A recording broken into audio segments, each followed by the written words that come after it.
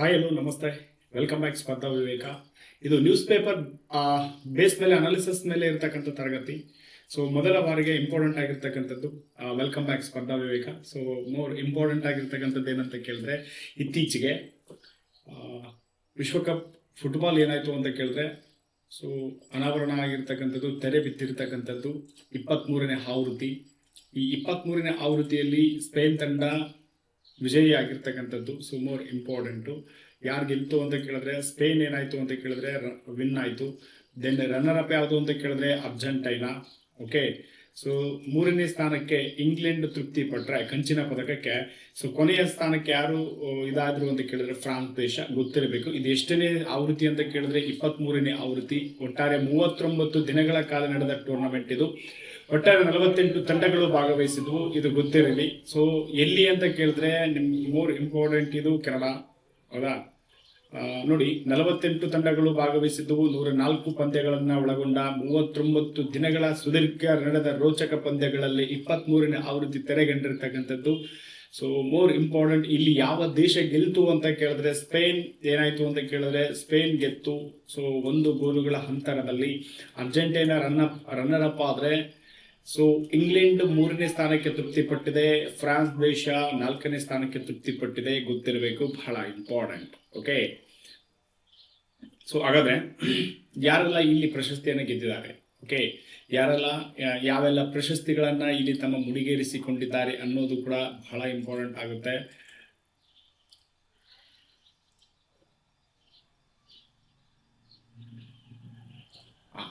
ನೋಡಿ, ನಾನು ಆಗ್ಲೇ ಹೇಳಿದೆ ನಿಮಗೆ ಇದು ಎಷ್ಟನೇ ಆವೃತ್ತಿ ಅಂತ ಹೇಳಿದೆ, 23ನೇ ಆವೃತ್ತಿ. ಗೊತ್ತಿರಲಿ, ಎಷ್ಟನೇ ಆವೃತ್ತಿ? 23ನೇ ಆವೃತ್ತಿ. 23ನೇ ಆವೃತ್ತಿ. ಓಕೆ, 23ನೇ ಆವೃತ್ತಿ. ಸೊ ಎಲ್ಲಿ ನಡೀತು ಅನ್ನೋದು ಬಹಳ ಇಂಪಾರ್ಟೆಂಟ್. ಎಲ್ಲೆಲ್ಲಿ ನಡೆದಿದೆ ಈ ಬಾರಿಯ 3 ದೇಶಗಳು ಸಹಭಾಗಿತ್ವ ಹೊಂದಿವ, ಕೆನಡಾ, ಓಕೆ, ಅಮೇರಿಕಾ ಮತ್ತೆ ಮೆಕ್ಸಿಕೋ. ಓಕೆ, ಮೆಕ್ಸಿಕೋ 3 ದೇಶಗಳ ಸಹಭಾಗಿತ್ವವನ್ನು ಹೊಂದಿದ್ವು, ಹೌದಾ? ಸೊ ಇದು ಎಷ್ಟನೇ ಆವೃತ್ತಿ? 23ನೇ ಆವೃತ್ತಿ. ಎಷ್ಟು ತಂಡಗಳು ಭಾಗವಹಿಸಿದ್ವು ಅಂತ ಕೇಳಿದ್ರೆ 48 ತಂಡಗಳು ಭಾಗವಹಿಸಿದ್ವು, ಹೌದಾ? ಸೊ ಗೊತ್ತಿರಬೇಕು, ಬಹಳ ಇಂಪಾರ್ಟೆಂಟು. ಇಲ್ಲಿ ಪ್ರಥಮ ಸ್ಥಾನ ಪಡೆದಿರ್ತಕ್ಕಂಥ ದೇಶ ಯಾವುದು ಅಂತ ಕೇಳಿದ್ರೆ, ಓಕೆ, ಸ್ಪೇನ್. 23ನೇ ಆವೃತ್ತಿ 23ನೇ ಫಿಫಾ ವರ್ಲ್ಡ್ ಕಪ್ ಅನ್ನ ಯಾರು ಗೆದ್ರು ಅಂತ ಕೇಳಿದ್ರೆ ಸ್ಪೇನ್ ಗೆಲ್ತು. ಹಾಗಾದ್ರೆ 2ನೇ ಸ್ಥಾನದಲ್ಲಿ ಯಾವ ದೇಶ ಇತ್ತು, ಯಾವ ರನ್ನರ್ ಅಪ್ ಯಾವ್ದಾಯ್ತು ಅಂತ ಕೇಳಿದ್ರೆ ಅರ್ಜೆಂಟೀನಾ. Okay, Argentina. ಸೊ 3ನೇ ಸ್ಥಾನಕ್ಕೆ ಯಾವುದು ತೃಪ್ತಿ ಪಡಿತು ಅಂತ ಕೇಳಿದ್ರೆ UK ಅಥವಾ ಇಂಗ್ಲೆಂಡ್. ಸೊ 4ನೇ ಸ್ಥಾನಕ್ಕೆ ತೃಪ್ತಿ ಪಟ್ಟಿರ್ತಕ್ಕಂಥ ದೇಶ ಫ್ರಾನ್ಸ್. ಇದು ಖಂಡಿತ ಕೇಳ್ತಾನೆ ಎಕ್ಸಾಮ್ಗೆ. ಏನಾಗ್ತಾನೆ ಹೇಳಿ, ಖಂಡಿತ. ಸೊ ಇಂಪಾರ್ಟೆಂಟ್ ಆಗಿರ್ತಕ್ಕಂಥದ್ದು ಖಂಡಿತ ಕೇಳ್ತಾನೆ. ಓಕೆ, ಸೊ ಗೊತ್ತಿರ್ಬೇಕು. ಇಲ್ಲಿ ಗೋಲ್ಡನ್ ಬಾಲ್ ಯಾರು ಪಡೆದ್ರು ಅಂತ ಕೇಳ್ತಾನೆ. Okay, so golden ball. So ರೌಡ್ರಿ ಅಂತ ಬರ್ತಾರೆ, ಗೊತ್ತಿರಬೇಕು. ರಾಡ್ರಿ ಅಂತ ಬರ್ತಾರೆ. ಇವರು ಸ್ಪೇನ್ ದೇಶದ ಆಟಗಾರ. ಯಾವ ದೇಶದ ಆಟಗಾರ? ಸ್ಪೇನ್ ದೇಶದ ಆಟಗಾರ. ಗೋಲ್ಡನ್ ಬಾಲ್ ಪ್ರಶಸ್ತಿಯನ್ನು ಪಡೆದಿರ್ತಕ್ಕಂಥದ್ದು. ಇನ್ನು ಗೋಲ್ಡನ್ ಬೂಟ್. ಓಕೆ, ಸೊ ನೋಡಿ, ಇಂಪಾರ್ಟೆಂಟ್ ಗೋಲ್ಡನ್ ಬೂಟ್ ಪ್ರಶಸ್ತಿಯನ್ನು ಯಾರು ತಗೊಳ್ತಾರೆ ಅಂತ ಕೇಳಿದ್ರೆ ಎಂಬಾಪೆ ಇದರಲ್ಲಿ ಯಾವ ದೇಶದವರು ಅಂತ ಕೇಳಿದ್ರೆ ಫ್ರಾನ್ಸ್ ದೇಶದವರು. ಯಾವ ದೇಶ? ಫ್ರಾನ್ಸ್ ದೇಶ. ಓಕೆ, ಸೊ ಅದಾದ್ಮೇಲೆ ನೆಕ್ಸ್ಟ್ ಗೋಲ್ಡನ್ ಗ್ಲೌಸ್ ಅಂತ ಬರುತ್ತೆ. Golden gloves. Okay, golden gloves ಉತ್ತಮ ಕಿಪ್ಪರ್ಗೆ, ಗೋಲ್ ಕಿಪ್ಪರ್ಗೆ ಕೊಡ್ತಕ್ಕಂಥ ಪ್ರಶಸ್ತಿ ಇದು. ಉನಾಯಿ ಸಿಮೋನಾ ಅಂತ ಬರ್ತಾರ, ಹೌದಾ? ಯಾರಳಿ? ಉನಾಯಿ ಸಿಮೋನಾ. ಯಾವ ದೇಶ? Spain. Okay, Spain. Next, so more important, silver ball. ಈ ಪ್ರಶಸ್ತಿ ಯಾರಿಗೆ ಕೊಟ್ಟಿದ್ದಾರೆ ಅಂತ ಕೇಳಿದ್ರೆ ಅರ್ಜೆಂಟೈನಾದ ಲೆಜೆಂಡ್ ಫುಟ್ಬಾಲ್ ಆಟಗಾರ ಸೊ ಲಿಯೋನೆಲ್ ಮೆಸ್ಸಿ ಅವರಿಗೆ ಕೊಟ್ಟಿದ್ದಾರೆ. ಓಕೆ, ಲಿಯೋನೆಲ್ ಮೆಸ್ಸಿ ಅವ್ರಿಗೆ ಕೊಟ್ಟಿದ್ದಾರೆ. ಇನ್ನು ಸಿಲ್ವರ್ ಬೂಟ್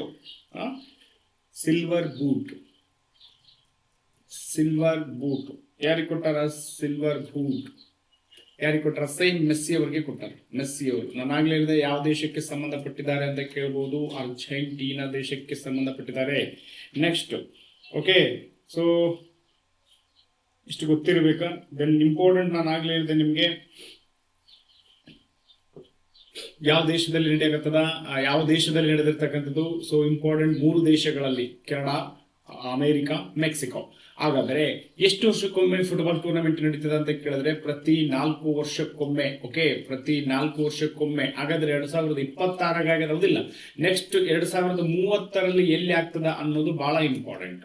ಬಹಳ ಅಂದ್ರೆ ಬಹಳ ಇಂಪಾರ್ಟೆಂಟ್. 2030 ಎಲ್ಲಿ ಆಗ್ಬಹುದು ಅಂತ ಕೇಳಿದ್ರೆ ನಿಮ್ಗೆ ಗೊತ್ತಿರ್ಬೇಕಾ. ಸೊ 2030 3 ದೇಶಗಳು ಸಹಭಾಗಿತ್ವವನ್ನ ಹೊಂದುತ್ತಿವೆ. ಓಕೆ, ಯಾವ್ಯಾವು ಗೊತ್ತಿರ್ಬೇಕು ನಿಮಗೆ. ಓಕೆ, ಸೊ 3 ದೇಶಗಳು ಏನಾಗ್ತಿವೆ, ಸಹಭಾಗಿತ್ವವನ್ನ ಹೊಂದ್ತಾ ಇದ್ದಾವೆ. ಸೊ ಪೋರ್ಚುಗಲ್ ಇದೆ, ಸ್ಪೇನ್ ಇದೆ, ಪೋರ್ಚುಗಲ್ ಇದೆ. ಸೊ ಸ್ಪೇನ್, ಪೋರ್ಚುಗಲ್, ಇನ್ನೊಂದು ದೇಶ ಇದೆ ಮೊರಾಕ್ಕೋ. ಓಕೆ, ಮೊರಾಕ್ಕೋ. ಈ 3 ದೇಶಗಳಲ್ಲಿ ನಡೀತವೆ. ಹಾಗಾದ್ರೆ ನೆಕ್ಸ್ಟ್ 2036 ಓಕೆ 34 ಸಾರಿ 2034 ಎಲ್ಲಿ ನಡೆಯಕತ್ತದ, ಸೌದಿ ಅರೇಬಿಯಾದಲ್ಲಿ ನಡೀತಾ ಇದೆ. ಎಲ್ಲಿ, ಸೌದಿ ಅರೇಬಿಯಾದಲ್ಲಿ ನಡೀತಾ ಇದೆ. ಓಕೆ, ಎಷ್ಟು ವರ್ಷಕ್ಕೊಮ್ಮೆ ಟೂರ್ನಮೆಂಟ್ ಅನ್ನ ಆಯೋಜನೆ ಮಾಡಲಾಗ್ತದ, 4 ವರ್ಷಕ್ಕೊಮ್ಮೆ ಟೂರ್ನಮೆಂಟ್ ಅನ್ನ ಆಯೋಜನೆ ಮಾಡಲಾಗ್ತದ. ನಿಮ್ಗೆ ಗೊತ್ತಿರಬೇಕು ಇದು 23ನೇ ಆವೃತ್ತಿ. ಸೊ ಇತ್ತೀಚೆಗೆ ಫಿಫಾ ವರ್ಲ್ಡ್ ಕಪ್ ನ ಪ್ರೆಸಿಡೆಂಟ್ ಏನ್ ಹೇಳ್ತಾ ಇದ್ದಾನೆ ಅಂತ ಕೇಳಿದ್ರೆ, ಏನ್ 48 ದೇಶಗಳು ತಂಡಗಳಿದಾವಲ್ಲ ಅವುಗಳನ್ನ 64 ಮಾಡ್ಬೇಕಂತ ಮಾಡ್ತಾ ಇದ್ದಾರೆ. ನಮ್ಮ ದೇಶದ ಫುಟ್ಬಾಲ್ ರ್ಯಾಂಕಿಂಗ್ ಎಷ್ಟಿದೆ ಭಾರತದ್ದು ಅಂತ ಕೇಳಿದ್ರೆ 130ನೇ ಸ್ಥಾನದಲ್ಲಿದ್ದೀವಿ ನಾವು. ಓಕೆ, ಸೊ ಮೋರ್ ಇಂಪಾರ್ಟೆಂಟ್, ಈ ಮೊರಕ್ಕೋ ಇದೆಲ್ಲ ಇತಿಹಾಸದಲ್ಲೇ ಮೊದಲ ಬಾರಿಗೆ ಆಯೋಜನೆ ಮಾಡ್ಕೊಳ್ತಾ ಇದೆ. ಓಕೆ, ಫಿಫಾ ವರ್ಲ್ಡ್ ಕಪ್ ನ ಮೊದಲ ಬಾರಿಗೆ ಆಯೋಜನೆ ಮಾಡ್ತಾ ಇದೆ. 23ನೇ ಆವೃತ್ತಿ. ಓಕೆ, ಕೆನಡಾ, ಅಮೆರಿಕಾ, ಮೆಕ್ಸಿಕೋದಲ್ಲಿ ನಡೀತಾ ಇದೆ. 48 ತಂಡಗಳು ಭಾಗವಹಿಸಿದವು. ಸ್ಪೇನ್ ಈ ಬಾರಿಯ ವರ್ಲ್ಡ್ ಕಪ್ ಫುಟ್ಬಾಲ್ ಟೂರ್ನಮೆಂಟ್ ಅನ್ನು ಗೆದ್ದಿರೋದು. Runner up Argentina, 3rd place England, 4ನೇ ಪ್ಲೇಸ್ ಫ್ರಾನ್ಸ್. 4 ವರ್ಷಗಳಿಗೊಮ್ಮೆ ನಡೀತದ. 2026 ನೆಕ್ಸ್ಟ್ ನಡೀತಕ್ಕಂಥದ್ದು 26. 3 ದೇಶಗಳು ಆಯೋಜನೆಗೊಳ್ತವೆ, ಸ್ಪೇನ್, ಪೋರ್ಚುಗಲ್, ಮೊರಾಕ್ಕೋ. 34ರಲ್ಲಿ ಅರೇಬಿಯಾದಲ್ಲಿ ನಡೀತಾ ಇದೆ. ಓಕೆ, ಸೊ 48 ತಂಡಗಳಿರೋದು 64 ಆಗ್ತಕ್ಕಂಥದ್ದು ಬಹಳ ಇಂಪಾರ್ಟೆಂಟ್. ಹಾಗಾದ್ರೆ ಕೊನೆಯ ಪಂದ್ಯ ಎಲ್ಲಿ ನಡೀತು ಅಂತ ಕೇಳಿದ್ರೆ ಅಮೆರಿಕದ ನ್ಯೂ ಜೆರ್ಸಿಯಲ್ಲಿ ನಡೀತು ನೋಡಿ. ಓಕೆ, ಇದು ಕೂಡ ಕೇಳೋ ಚಾನ್ಸ್ ಇರುತ್ತೆ. ಅಮೆರಿಕದ ನ್ಯೂ ಜೆರ್ಸಿಯಲ್ಲಿ ನಡೆದಿರ್ತಕ್ಕಂಥದ್ದು ಬಹಳ ಇಂಪಾರ್ಟೆಂಟ್ ಇದು. ಓಕೆ, ನೆಕ್ಸ್ಟ್ ಸರ್ ಮತ್ತೊಂದು ಬಹಳ ಅದ್ಭುತವಾಗಿರ್ತಕ್ಕಂಥ ನ್ಯೂಸ್ ಪೇಪರ್ ಇದು. ಏನಕ್ಕೆ ಅಂತ ಕೇಳಿದ್ರೆ ಇಂಗ್ಲೆಂಡಿನ ನೂತನ ಪ್ರಧಾನಮಂತ್ರಿಯಾಗಿ, ಓಕೆ, ಇಂಗ್ಲೆಂಡಿನ 8ನೇ ಪ್ರಧಾನಮಂತ್ರಿ, ಎಷ್ಟನೇ ಪ್ರಧಾನಮಂತ್ರಿ, 8ನೇ ಪ್ರಧಾನಮಂತ್ರಿಯಾಗಿ. ಸೊ 8ನೇ ಪ್ರಧಾನಮಂತ್ರಿಯಾಗಿ ಯಾರು ಆಯ್ಕೆ ಆಗಿದ್ದಾರೆ ಅಂತ ಕೇಳಿದ್ರೆ ಹ್ಯಾಂಡಿ ಬರ್ನ್ಹ್ಯಾಮ್ ಅವರಾಗಿದ್ದಾರೆ. Okay, Andy Burnham. ಹಾಗಾದ್ರೆ ಈ ಹಿಂದೆ ಯಾರಿದ್ರು ಅಂತ ಕೇಳಿದ್ರೆ ನಿಮ್ಗೆ ಗೊತ್ತಿರಬೇಕು. ಈ ಹಿಂದೆ ರಾಜೀನಾಮೆ ಕೊಟ್ರು, ಹೌದಾ, ಕೀರ್ ಸ್ಟ್ರಾಮರ್ ಅಂತ ಬರ್ತಾರ. ಕೀರ್ ಸ್ಟ್ರಾಮರ್ ಅಂತ ಬರ್ತಾರ. ಸ್ಟ್ರಾಮರ್ ಇವರು ಇಂಗ್ಲೆಂಡಿನ 7ನೇ ಪ್ರಧಾನಮಂತ್ರಿಯಾಗಿ ಕಾರ್ಯನಿರ್ವಹಣೆ ಮಾಡ್ತಾ ಇದ್ರು. ಇತ್ತೀಚೆಗೆ ಏನ್ ಮಾಡಿದ್ರು, ರಾಜೀನಾಮೆಯನ್ನ ಕೊಟ್ಟಿದ್ದಾರೆ. ಯಾವ ಪಕ್ಷಕ್ಕೆ ಸೇರಿದವರು ಅಂತ ಕೇಳೋ ಚಾನ್ಸ್ ಇರುತ್ತೆ. ಲೇಬರ್ ಪಕ್ಷಕ್ಕೆ ಸೇರಿದವರಾಗಿರ್ತಕ್ಕಂಥದ್ದು. ಇಂಗ್ಲೆಂಡ್ ಈಗಲೂ ಕೂಡ ರಾಜಪ್ರಭುತ್ವವನ್ನ ಹೊಂದಿರತಕ್ಕಂಥ ದೇಶ, ರಾಜ ಪಾರಂಪರಿಕ ಪ್ರಭುತ್ವವನ್ನ ಹೊಂದಿರತಕ್ಕಂಥ ದೇಶ. ಓಕೆ, ಸೊ ನಿಮಗೆ ಗೊತ್ತಿರಬೇಕು 8ನೇ ಪ್ರಧಾನಿಯಾಗಿ ಇವರು ಸುಮಾರು 16 ವರ್ಷಗಳಲ್ಲಿ ಎಷ್ಟು ಪ್ರಧಾನಿಗಳು ಚೇಂಜ್ ಆಗ್ಯಾರಂತ, 8 ಪ್ರಧಾನಿಗಳು ಚೇಂಜ್ ಆಗ್ಯಾರಂತ. ಇವ್ರು 8ನೇವರು, ಇವರು ಅರ್ಥ ಆಗ್ತದ. ಸೊ ಗೊತ್ತಿರ್ಬೇಕು 8ನೇವರು. ಸೊ ಈ ಹಿಂದೆ ರಿಷಿ ಸುನಾಕ್ ಅವರು ಕೂಡ ನಮ್ಮ ಭಾರತದ ಸಂಜಾತನಾಗಿರ್ತಕ್ಕಂಥ ರಿಷಿ ಸುನಾಕ್ ಅವರು ಸಹ ಇಂಗ್ಲೆಂಡಿನ ಪ್ರಧಾನಮಂತ್ರಿಯಾಗಿ ಆಯ್ಕೆಯಾದ್ರು. ಯುನೈಟೆಡ್ ಕಿಂಗ್ಡಮ್ ನ ಮುಂದಿನ ಪ್ರಧಾನಿ ಹುದ್ದೆಗೆ ಪಕ್ಷದ ಅಭ್ಯರ್ಥಿಯಾಗಿ ಹ್ಯಾಂಡ್ ಬರ್ನ್ಹ್ಯಾಮ್ ಅವ್ರನ್ನ ಬ್ರಿಟನ್ ಆಡಳಿತಾರೂಢ ಲೇಬರ್ ಪಕ್ಷ, ನೋಡಿ ಪಕ್ಷ ಕೇಳೋ ಚಾನ್ಸ್ ಇರುತ್ತೆ ಅಂತ ಹೇಳಿದೀನಿ ನಿಮ್ಗೆ. ಎಷ್ಟನೇ ಪ್ರಧಾನಿ ಅಂತ ಕೇಳೋ ಚಾನ್ಸ್ ಇರುತ್ತೆ, 8ನೇ ಪ್ರಧಾನಿ. ಓಕೆ, ಸೊ ಈ ಹಿಂದೆ ಯಾರಿದ್ರು ಅಂತ ಕೇಳೋ ಚಾನ್ಸ್ ಇರುತ್ತೆ, ಕೀರ್ ಸ್ಟ್ರಾಮರ್ ಅವರಿದ್ರು. ಓಕೆ, ಸೊ ಗೊತ್ತಿರ್ಬೇಕು, ಇವೆಲ್ಲ ಖಂಡಿತ ಎಕ್ಸಾಮ್ಗೆ ಕೇಳ್ತಾರೆ. ರಾಜ ಯಾರು, 3ನೇ ಚಾರ್ಲ್ಸ್ ಅವರು ಪ್ರಮಾಣ ವಚನ ಸ್ವೀಕಾರಕ್ಕೆ ಸೋಮವಾರ ಆಹ್ವಾನಿಸಿದ. ಅಂದ್ರೆ ಅವರಿಂದ ಪ್ರಮಾಣ ವಚನ, ಯಾರಿಂದ ಪ್ರಮಾಣ ವಚನ, 3ನೇ ಚಾರ್ಲ್ಸ್ ರಾಜನಿಂದ. ಓಕೆ, ಈತ ಏನ್ ಮಾಡ್ತಾನೆ, ಪ್ರಮಾಣ ವಚನವನ್ನ ಬೋಧಿಸುತ್ತಾನೆ. ನಾನಾಗ್ಲೇ ಹೇಳಿದೆ ನಿಮ್ಗೆ, ಇದೊಂದು ಇಂಗ್ಲೆಂಡ್ ಐತಲ್ಲ, ಇದೊಂದು ಇಂಪಾರ್ಟೆಂಟ್ ಏನಲ್ಲಿ ಕಿಂಗ್ಡಮ್, ರಾಜಪ್ರಭುತ್ವವನ್ನ ಹೊಂದಿರತಕ್ಕಂಥ ದೇಶ. Okay, so what is the capital city of England ಅಂತ ಕೇಳಿದ್ರೆ ಲಂಡನ್ ಇಂಪಾರ್ಟೆಂಟ್ ಏನಾಗ್ತದೆ. ಲಂಡನ್ ಇಂಗ್ಲೆಂಡಿನ ರಾಜಧಾನಿ ಆಗ್ತದೆ. ಲಂಡನ್ನಿನ ಥೇಮ್ಸ್ ನದಿ ದಂಡೆಯ ಮೇಲೆ, ಯಾವ ನದಿ ದಂಡೆಯ ಮೇಲೆ, ಥೇಮ್ಸ್ ನದಿ ದಂಡೆಯ ಮೇಲೆ ಜಗಜ್ಯೋತಿ ಬಸವಣ್ಣನವರ ಪ್ರತಿಮೆಯನ್ನ ಅನಾವರಣ ಮಾಡಿ ಗೌರವಿಸಲಾಗಿದೆ. ಸೊ ಅವ್ರದ್ದು ಪ್ರತಿಮೆಯಲ್ಲಿ ಕಂಡು ಬರುತ್ತಾ. ಹೌದಾ? ಸೊ ಗೊತ್ತಿರ್ಬೇಕು ನಿಮ್ಗೆ, ಥೇಮ್ಸ್ ನದಿ ಯಾವ ದೇಶಕ್ಕೆ ಸಂಬಂಧಪಟ್ಟಿದೆ ಅಂತ ಕೇಳಿದ್ರೆ ಯಾವುದು, ಇಂಗ್ಲೆಂಡ್. ಓಕೆ, ಇಂಗ್ಲೆಂಡ್ಗೆ ಸಂಬಂಧಪಟ್ಟಿರ್ತಕ್ಕಂಥ ಒಂದು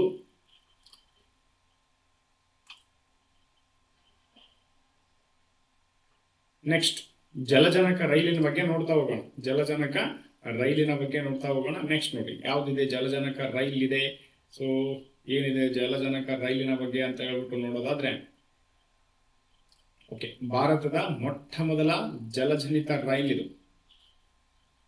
ಓಕೆ, ಹೇಳಿ, ಭಾರತದ ಮೊಟ್ಟ ಮೊದಲ ಜಲಜನಿತ ರೈಲು ಎಲ್ಲಿಂದ ಎಲ್ಲಿಗೆ? ಹರಿಯಾಣದ ಸೋನೆಪಾತ್ ನಿಂದ ಜಿಂದ್ ವರೆಗೆ. ಓಕೆ, ಸೋನೆಪಾತ್ ನಿಂದ ಟು ಜಿಂದ್ ವರೆಗೆ. ಸೊ ಗೊತ್ತಿರಬೇಕಾ, ಭಾರತದ ಮೊದಲ ಭಾರತದ ಮೊದಲ ಇದು. So important. ಹಾಗಾದ್ರೆ ಸರ್, ವಿಶ್ವದಲ್ಲಿ ಮೊಟ್ಟ ಮೊದಲನೇ ಬಾರಿಗೆ ಹೈಡ್ರೋಜನ್ ಚಾಲಿತ ರೈಲನ್ನ ಅಳವಡಿಕೆ ಮಾಡಿಕೊಂಡ ದೇಶ ಯಾವುದು ಅಂತ ಕೇಳಿದ್ರೆ, ಸೊ ಇದು ಕೇಳೋ ಚಾನ್ಸ್ ಇರುತ್ತೆ, ಆಸ್ಟ್ರೇಲಿಯಾ. ಯಾವ್ದು? ಆಸ್ಟ್ರೇಲಿಯಾ 2018ರಲ್ಲಿ. ಓಕೆ, ಸೊ ಮೊದಲ ಜಲಜನಿತ ಪ್ರಯಾಣಿಕ ರೈಲು ಪೂರ್ಣ ಪ್ರಮಾಣದಲ್ಲಿ ಇದು ಆಸ್ಟ್ರೇಲಿಯಾ ಅಲ್ಲ, ಕ್ಷಮೆ ಇರಲಿ, ಜರ್ಮನಿ. ಹೌದಾ, ಕ್ಷಮೆ ಇರಲಿ, ಜರ್ಮನಿ 2018ರಾಗ. ಓಕೆ, ಸೊ ಅದಾದ್ಮೇಲೆ ಇಂಪಾರ್ಟೆಂಟ್ 2025ರಲ್ಲಿ ಇನ್ನೊಂದು ದೇಶ ಬರುತ್ತೆ. 2025ರಲ್ಲಿ ಅಮೇರಿಕಾ. ಹೌದಾ, ಸೊ ಇಂಪಾರ್ಟೆಂಟ್. ಈ ರೀತಿ ಏನ್ ಮಾಡ್ಬೇಕು, ನಾವು ಓದ್ತಾ ಹೋಗ್ಬೇಕು. ದೆನ್ ಅದಾದ್ಮೇಲೆ ಇಂಪಾರ್ಟೆಂಟ್ ಏನಂತ ಕೇಳಿದ್ರೆ, ಈ ಒಂದು ಭಾರತದ ಜಲಜನಕ ರೈಲ್ ಐತಲ್ಲ, ಇದನ್ನ 2027ರ ವೇಳೆಗಾಗಿ ಏನ್ ಮಾಡ್ಬೇಕಂತ ಮಾಡಿದಾರ, ಹೈಡ್ರೋಜನ್ ಚಾಲಿತ ಪ್ರಯಾಣಿಕ ರೈಲು ಸೇವೆಯನ್ನ ಆರಂಭಿಸುವ ಯೋಜನೆಯನ್ನ ಇಟ್ಟುಕೊಂಡಿದ್ದಾರೆ. ಹೌದಾ, ಸೊ ಗೊತ್ತಿರಬೇಕು ಇದು ಏನಪ್ಪಾ ಅಂತ ಕೇಳಿದ್ರೆ, ಸೊ ಇದು ಮೊದಲ ಬಾರಿಗೆ ಹರಿಯಾಣದ ಜಿಂದ್ ರೈಲ್ ನಿಲ್ದಾಣದಿಂದ 69 ಕಿಲೋಮೀಟರ್ ಏನಾಗ್ಯದ, ಸೊ ಸೋನೆಪತ್ವರೆಗೆ, ನಾನು ಆಗ್ಲೇ ಹೇಳಿದೆ ನಿಮಗೆ, ಜಿಂದ್ ಟು ಸೋನೆಪತ್. ಓಕೆ, ಸೋನೆಪತ್ವರೆಗೆ ಸಂಚರಿಸಿದೆ. ಓಕೆ, ಸೊ ಅದಾದ ಮೇಲೆ 75 ಕಿಲೋಮೀಟರ್ ವೇಗದಲ್ಲಿ ಸಂಚರಿಸ್ತಕ್ಕಂಥದ್ದು. 75 ಕಿಲೋಮೀಟರ್ ವೇಗದಲ್ಲಿ, ನಿಮ್ಗೆ ಗೊತ್ತಿರಲಿ, ಇಡೀ ಭಾರತದಲ್ಲಿ ಅತ್ಯಂತ ಕಡಿಮೆ ದರವನ್ನ ಹೊಂದಿರತಕ್ಕಂಥ ರೈಲು ಪ್ರಯಾಣ ಇದಾಗಿರಲಿದೆ. ಅರ್ಥ ಆಗ್ತದ?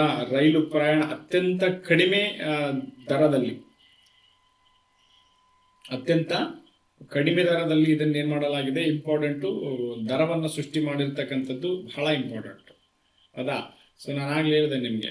ಸೊ ಒಟ್ಟು ಇಲ್ಲಿದೆ ನೋಡಿ, ಎಷ್ಟು ರೂಪಾಯಿ ಅಂತಂದ್ರೆ, ಕೇವಲ ನೋಡಿ, ಹೈಡ್ರೋಜನ್ ರೈಲಿನ ಟಿಕೆಟಿನ ಕನಿಷ್ಠ ದರ 5 ರೂಪಾಯಿ, ಒಟ್ಟು 90 ಕಿಲೋಮೀಟರ್ ದೂರಕ್ಕೆ ಬರೀ 25 ರೂಪಾಯಿ ಆಗಿರಲಿದೆ. ಇದರಲ್ಲಿ ಕನಿಷ್ಠ ದರ ಮಾಮೂಲಿ ರೈಲು ನಿಲ್ದಾಣ ಪ್ಲಾಟ್ಫಾರ್ಮ್ ದರಕ್ಕಿಂತಲೂ ಕಡಿಮೆ. 10 ಬೋಗಿಗಳನ್ನು ಒಳಗೊಂಡಿರುವ ಈ ಹೈಡ್ರೋಜನ್ ರೈಲು ಎಲ್ಲಿಂದ ಎಲ್ಲಿಗೆ ಅಂತ ಹೇಳಿ ಕೇಳಬಹುದು. Okay, Jind to Sonepat. Okay, Jind to Sonepat ಯಾವಾಗ ಇದು ಸಂಪೂರ್ಣ ಚಾಲಿತವಾಗ್ತದೆ ಅಂತ ಕೇಳಿದ್ರೆ 2027. ಸುಮಾರು 90 ಕಿಲೋಮೀಟರ್ ದೂರವನ್ನ 90 ಕಿಲೋಮೀಟರ್ ಅನ್ನ ಕೇವಲ 2 ಗಂಟೆಯ ಒಳಗಾಗಿ ಸಂಚರಿಸಲಿದೆ. ಹೌದಾ, ಸೊ ಇಂಪಾರ್ಟೆಂಟ್. ಒಟ್ಟು 11 ನಿಲ್ದಾಣಗಳಿದಾವೆ. ಒಟ್ಟಾರೆ 2600 ಜನಸಂಖ್ಯೆ ತುಂಬತಕ್ಕಂಥ 10 ಬೋಗಿಗಳನ್ನ ಹೊಂದಿದೆ. ಅರ್ಥ ಆಗ್ತದ? 10 ಬೋಗಿಗಳನ್ನ ಹೊಂದಿದೆ. ಇದು ಖಂಡಿತ ಕೇಳ್ತಾನೆ ಎಕ್ಸಾಮ್ಗೆ. ಇವೆಲ್ಲ ಬಹಳ ಇಂಪಾರ್ಟೆಂಟ್. ಹಾಗಾದರೆ ಈ ಘಟಕವನ್ನ ಹೈಡ್ರೋಜನ್ ಚಾಲಿತ ರೈಲುಗಳನ್ನ ಯಾವೆಲ್ಲ ದೇಶಗಳು ಬಳಕೆ ಮಾಡ್ತಿದೆ ಅಂತಂದ್ರೆ, ನಾನು ಆಗ್ಲೇ ಹೇಳಿದೆ ನಿಮಗೆ, ಪ್ರಥಮವಾಗಿ ಜರ್ಮನಿ ದೇಶ. ಯಾವಾಗ? 2018. ಓಕೆ, ಸೊ ಅದಾದ ಮೇಲೆ ಯುನೈಟೆಡ್ ಕಿಂಗ್ಡಮ್ ಅಲ್ಲೂ ಕೂಡ ಈ ವ್ಯವಸ್ಥೆ ಇದೆ, UK ಅಲ್ಲೂ ಕೂಡ ಈ ವ್ಯವಸ್ಥೆ ಇದೆ. ಅರ್ಥ ಆಗ್ತದ? ಫ್ರಾನ್ಸ್ ಅಲ್ಲೂ ಕೂಡ ಈ ವ್ಯವಸ್ಥೆ ಇದೆ, ಇಟಲಿಯಲ್ಲೂ ಕೂಡ ಈ ವ್ಯವಸ್ಥೆ ಇದೆ, ಅಮೆರಿಕ ದೇಶಗಳಲ್ಲಿ ಈ ವ್ಯವಸ್ಥೆ ಇದೆ. ಅಂದ್ರೆ ಅತ್ಯಂತ ಕಡಿಮೆ ದೇಶಗಳಲ್ಲಿ ಹೈಡ್ರೋಜನ್ ಚಾಲಿತ ರೈಲು ಓಡಾಟ ಇರೋದು. ಓಕೆ, ಸೊ ಅದಕ್ಕಾಗಿ ಆ ಪಟ್ಟಿಗೆ ಭಾರತ ಸೇರ್ಪಡೆಗೊಂಡಿರ್ತಕ್ಕಂಥದ್ದು ಬಹಳ ಇಂಪಾರ್ಟೆಂಟ್. ಇನ್ನು ಇದು 3200 ಹಾರ್ಸ್ ಪವರ್ ಅನ್ನ ಹೊಂದಿದೆ. ನೋಡಿ, ಇವೆಲ್ಲ ದಯವಿಟ್ಟು ನೋಟ್ ಮಾಡ್ಕೊಳ್ಳಿ. ಓಕೆ, 3200 ಹಾರ್ಸ್ ಪವರ್ ಅನ್ನ ಹೊಂದಿದೆ. ಓಕೆ, ಸೊ ಇಂಪಾರ್ಟೆಂಟ್, ಇವೆಲ್ಲ ಖಂಡಿತ ಕೇಳ್ತಾನೆ. ಇಲ್ಲಿದೆ ನೋಡಿ, 3200 ಹಾರ್ಸ್ ಪವರ್ ಅನ್ನ ಹೊಂದಿರತಕ್ಕಂತ ಏನಾಗಿದೆ, ವಿಶ್ವದಲ್ಲಿ ಅತ್ಯಂತ ಶಕ್ತಿಶಾಲಿ ಹೈಡ್ರೋಜನ್ ರೈಲ್ ಆಗಿರದೆ. ಭಾರತದ ಅತಿ ಉದ್ದದ ಹೈಡ್ರೋಜನ್ ಚಾಲಿತ ರೈಲು ಎಂಬ ಹೆಗ್ಗಳಿಕೆಗೂ ಸಹ ಇದು ಏನಾಗಿದೆ, ಸೊ ಗುರುತಿಸಿಕೊಂಡಿದೆ. ಹೈಡ್ರೋಜನ್ ಚಾಲಿತ ರೈಲು ಹೊಂದಿರುವ ವಿಶ್ವದ ಕೆಲವೇ ರಾಷ್ಟ್ರಗಳ ಪಟ್ಟಿಗೆ ಭಾರತ ಸೇರ್ಪಡೆ ಆಗಿದೆ. ನಾನು ಆಗ್ಲೇ ಹೇಳಿದೆ ನಿಮಗೆ. ಜಿಂದ್ ಟು ಸೋನೆಪತ್, ಎಲ್ಲಿಂದ ಎಲ್ಲಿಗೆ? ಜಿಂದ್ ಟು ಸೋನೆಪತ್, ದೇಶದ ಮೊದಲ ಹೈಡ್ರೋಜನ್ ರೈಲು ವಿಶ್ವದಲ್ಲಿ ಅತ್ಯಂತ ಶಕ್ತಿಶಾಲಿಯಾಗಿರಲಿದೆ. ಪ್ರಧಾನಿ ನರೇಂದ್ರ ಮೋದಿ ಅವರು ಶ್ಲಾಘನೆ. ಹರಿಯಾಣದ ಜಿಂದ್ ಟು ಸೋನೆಪತ್ 3200 ಕಿಲೋ ಏನಿದು ಹಾರ್ಸ್ ಪವರ್ನ ಹೊಂದಿರತಕ್ಕಂಥ ಒಂದು ಪ್ರೊಫೆಷನ್ ಸಿಸ್ಟಮೆಟಿಕ್ ಆಗಿರ್ತಕ್ಕಂಥ ಒಂದು ಹೈಡ್ರೋಜನ್ ಚಾಲಿತ ರೈಲು. ಓಕೆ, ಸೊ ಇಂಪಾರ್ಟೆಂಟ್, ಇವು ಖಂಡಿತ ಎಕ್ಸಾಮ್ ಕೇಳ್ತಾ, ನೀವು ಎಕ್ಸಾಮಿಗೆ ಕೇಳೋದಲ್ಲ, ಇವು ಖಂಡಿತ ಬರ್ತಾವ ಇವು. ನೆಕ್ಸ್ಟ್ ಯಾವ್ದಿದೆ? ಸೊ ನೋಡೋಣ, ರಾಸಾಯನಿಕ ಹೈಡ್ರೋಜನ್ ರಾಸಾಯನಿಕ ಯಾವುದು ಅಂತ ಕೇಳಿದ್ರೆ ರಾಸಾಯನಿಕ ಸಂಕೇತ H. ದೆನ್ ಇಂಪಾರ್ಟೆಂಟ್ ಏನಂತ ಕೇಳಿದ್ರೆ ಹೈಡ್ರೋಜನ್ ರಾಸಾಯನಿಕ ಸಂಕೇತ H. ಇನ್ನು ಪರಮಾಣು ಸಂಖ್ಯೆ 1, ಪರಮಾಣು ದ್ರವ್ಯರಾಶಿ 1.008 ಯೂನಿಟ್. ಆವರ್ತಕ ಕೋಷ್ಟಕಗಳ ಮೂಲಧಾತು ಇದು. ಬ್ರಹ್ಮಾಂಡದಲ್ಲಿ ಅತಿ ಹೆಚ್ಚು ಪ್ರಮಾಣದಲ್ಲಿ ಕಂಡುಬರುವ ಮೂಲಧಾತು. ಭೂಮಿಯಲ್ಲಿ ಹೆಚ್ಚಾಗಿ ನೀರಿನಲ್ಲಿ ಅಂದ್ರೆ H2O ಹಾಗೂ ಸಂಯುಕ್ತ ರೂಪದಲ್ಲಿ ಕಂಡುಬರುತ್ತೆ. ಸಾಮಾನ್ಯ ಸ್ಥಿತಿಯಲ್ಲಿ ಬಣ್ಣವಿಲ್ಲ, ವಾಸನೆ ಇಲ್ಲ, ರುಚಿ ಇಲ್ಲ. ಇನ್ನು ಹೈಡ್ರೋಜನ್ ಅತ್ಯಂತ ಹಗುರವಾದ ಮೂಲಧಾತು. ಇವೆಲ್ಲ ಕೇಳೋಣ ಎಕ್ಸಾಮಿಗೆ, ಹೌದಾ? ಹೈಡ್ರೋಜನ್ ಅಣು ಸೂತ್ರ ಏನು ಅಂತ ಹೇಳಿದೀನಿ, H2 ರೂಪದಲ್ಲಿ. ಹೈಡ್ರೋಜನ್ ಅಣು H2 ರೂಪದಲ್ಲಿರುತ್ತೆ. ಇದು ಅತ್ಯಂತ ದಹನಶೀಲ, ಹೈಲಿ ಏನಾಗ್ತದೆ, ಫ್ಲಾಂಬಲ್ ಆಗಿರ್ತಕ್ಕಂಥ ಅನಿಲ. ಇದು ಗಾಳಿಯಲ್ಲಿ ಸುಟ್ಟಾಗ ನೀರು H2 ಉತ್ಪತ್ತಿ ಆಗ್ತದೆ, ಹೌದಾ? ಹೈಡ್ರೋಜನ್ ಗಾಳಿಯಲ್ಲಿ ಸುಟ್ಟಾಗ ಅದು H2 ಆಗಿ ಪರಿವರ್ತನೆ ಆಗ್ತದೆ.